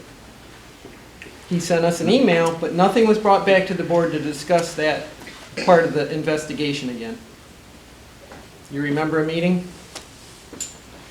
He said, internal issues, what was said actually was charter violations may have occurred, or Correct. something, okay, so that's. He said there was nothing criminal, but there were Correct. internal issues that should probably be looked at. And we've never done that. I don't recall it should probably be looked at. Well, Way that I. but we read the still never email was- discussed it as a commission after that. We haven't. That's. Correct. I mean, But neither you here nor there, but we received did. his answer. I sent you all his answer. But we can't, we have to do our business in public. I'm sorry, I'm not following this, maybe I'm a little out of the loop, but is that relevant to any of the allegations? No, it was just. Oh, okay, all right. Following up with a. Oh, yeah, okay, I This just wanted- was discussed at tonight's meeting, yes, I mean. Right, I guess I just don't, and not, I don't mean to, I don't know anything about it, I don't see, I don't know what allegation it applied to, I'm sorry. Go ahead, you have one question. No. Does anybody else have any questions? That was it. Anybody else have any questions? All right. I'm gonna ask a couple quick follow-up rebuttal questions. Question? Yeah, go ahead. Okay. Why was this called a special meeting? We have a council meeting 4 days from now. Why couldn't we have it at a council meeting? Because there's a certain time limit. We had to do it within 10 days. No. Yes. No, you have to give 10 days notice. Yes. 10 days notice. 10 days notice. Could've Ask done your it city today. manager and your city. But I You don't have to do it within 10 days. Try to do a special meeting though because of the time that would be involved. For a regular meeting. You did it as, Like we're it's doing 20 it to 7. because we didn't, At yeah. a regular meeting, this would have just absorbed the whole time period. So, just But very, the time was, so, in the afternoon, I have to take off work. I know that that everybody here can't deal with the times that you did, so I couldn't, You didn't have to come. Counselor, can I just ask? So do I. We had issues that none of us, some of us could. This was the I would time. ask, before we get into those things, I would ask for, I guess, the dismissal of these alleged charges and all 6 of them to be dismissed. And for one of the board members or commission members to make that and have a vote on that to have this, and end this meeting right now. I don't see any violations. I don't believe the charter applies in any of these. There's nothing that prevents her from doing these things. You all had an opportunity to see this. It sure as heck doesn't look like anything that I've ever seen in a personnel file. She did not take it. There's no evidence that she took it. She received it. You'd have no way of knowing that. And so I would ask for all these charges to be dismissed and move on and try and make this city a better place to live for the people who live That's what here. we're trying to do. So I Counselor, move do you that mind call if the we question. I just want to clear up one thing. Hold on, I think I would like to have that motion made first. No, you can't tell them what motion to make. as you stated. I'm sorry? You can't tell them what motion. I asked. And we're not done yet. And Mr. Clausen has a Can I motion just- on the. Counselor, we're not done yet, so. Hold on, sir. You said at the beginning. All right, go ahead, do what you, All I right. just want to clear up the fact of the document, who typed it, that's all I want to do. So our All records. right, clear it up. So Clerk Baxter, the document that you saw tonight, did you type that? Yes. What did you do with it? I gave it to our interim treasurer and asked her to put it in the personnel file. I don't have access to the personnel file. Did you make any copies I of it? made no copies, I made one copy. All right, and so you never saw it again? I never saw it again. Okay, that's all, I just want to make. Well, so I want to ask a follow-up question to that then. So you never saw her put it in the personnel file? I actually saw her put it in the personnel file. You saw her put it in the personnel file? She said, I'm gonna put it in the top drawer right here, the whole personnel file. She goes, watch me, I'm gonna place it in there, Okay. put it right in the top drawer here for the treasurer when she comes in.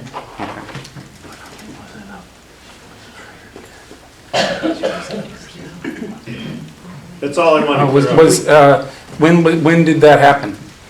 I don't have the date in front of me. Was, It was immediately following our subcommittee meeting. that But we it was met. before we hired the city manager? Yes. so she wasn't really a personnel at the No. time? Okay. No.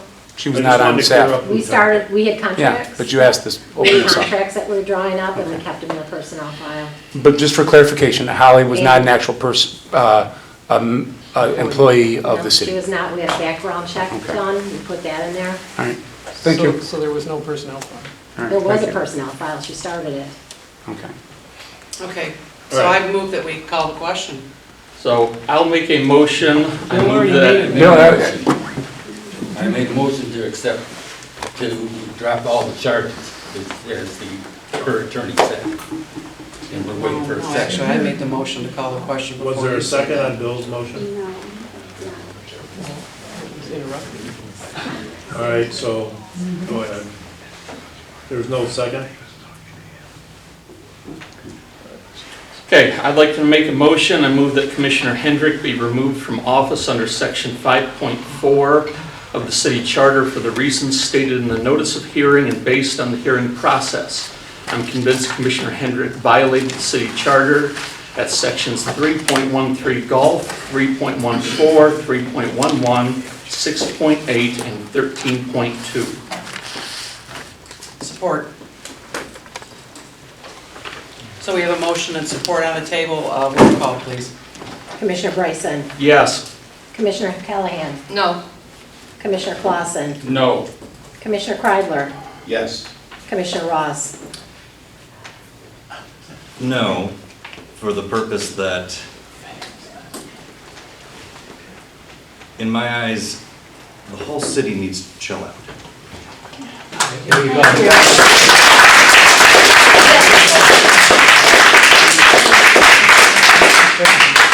This is ridiculous. I mean, we had a person come and say that they're gonna protest in front of our houses?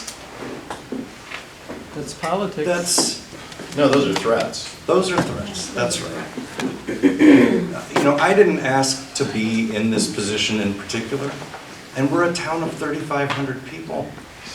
This is not a place, this is not LA law that these two were playing here. You guys, by the way, give me your card next time I get a speeding ticket. Oh my God. So anyway, what are we doing? You know? I agree. I agree. Absolutely right. Okay. Now, a protest at somebody's business, that's a little Much. above the line, you know? Blocking customers from coming in that business? If you want to protest here, that's fine. Everybody, please, You're lying. please, bang the gavel. Thank you. Commissioner Ross has the floor. But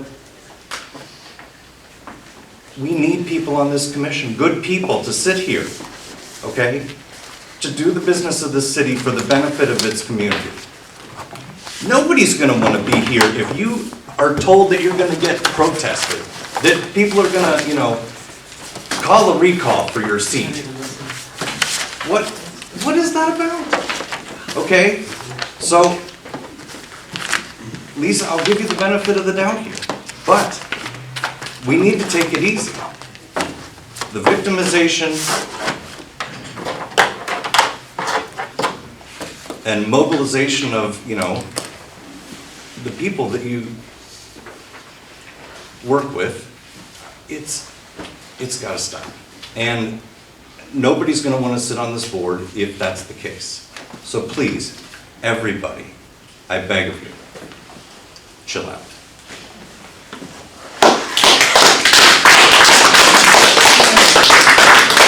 Amen, brother.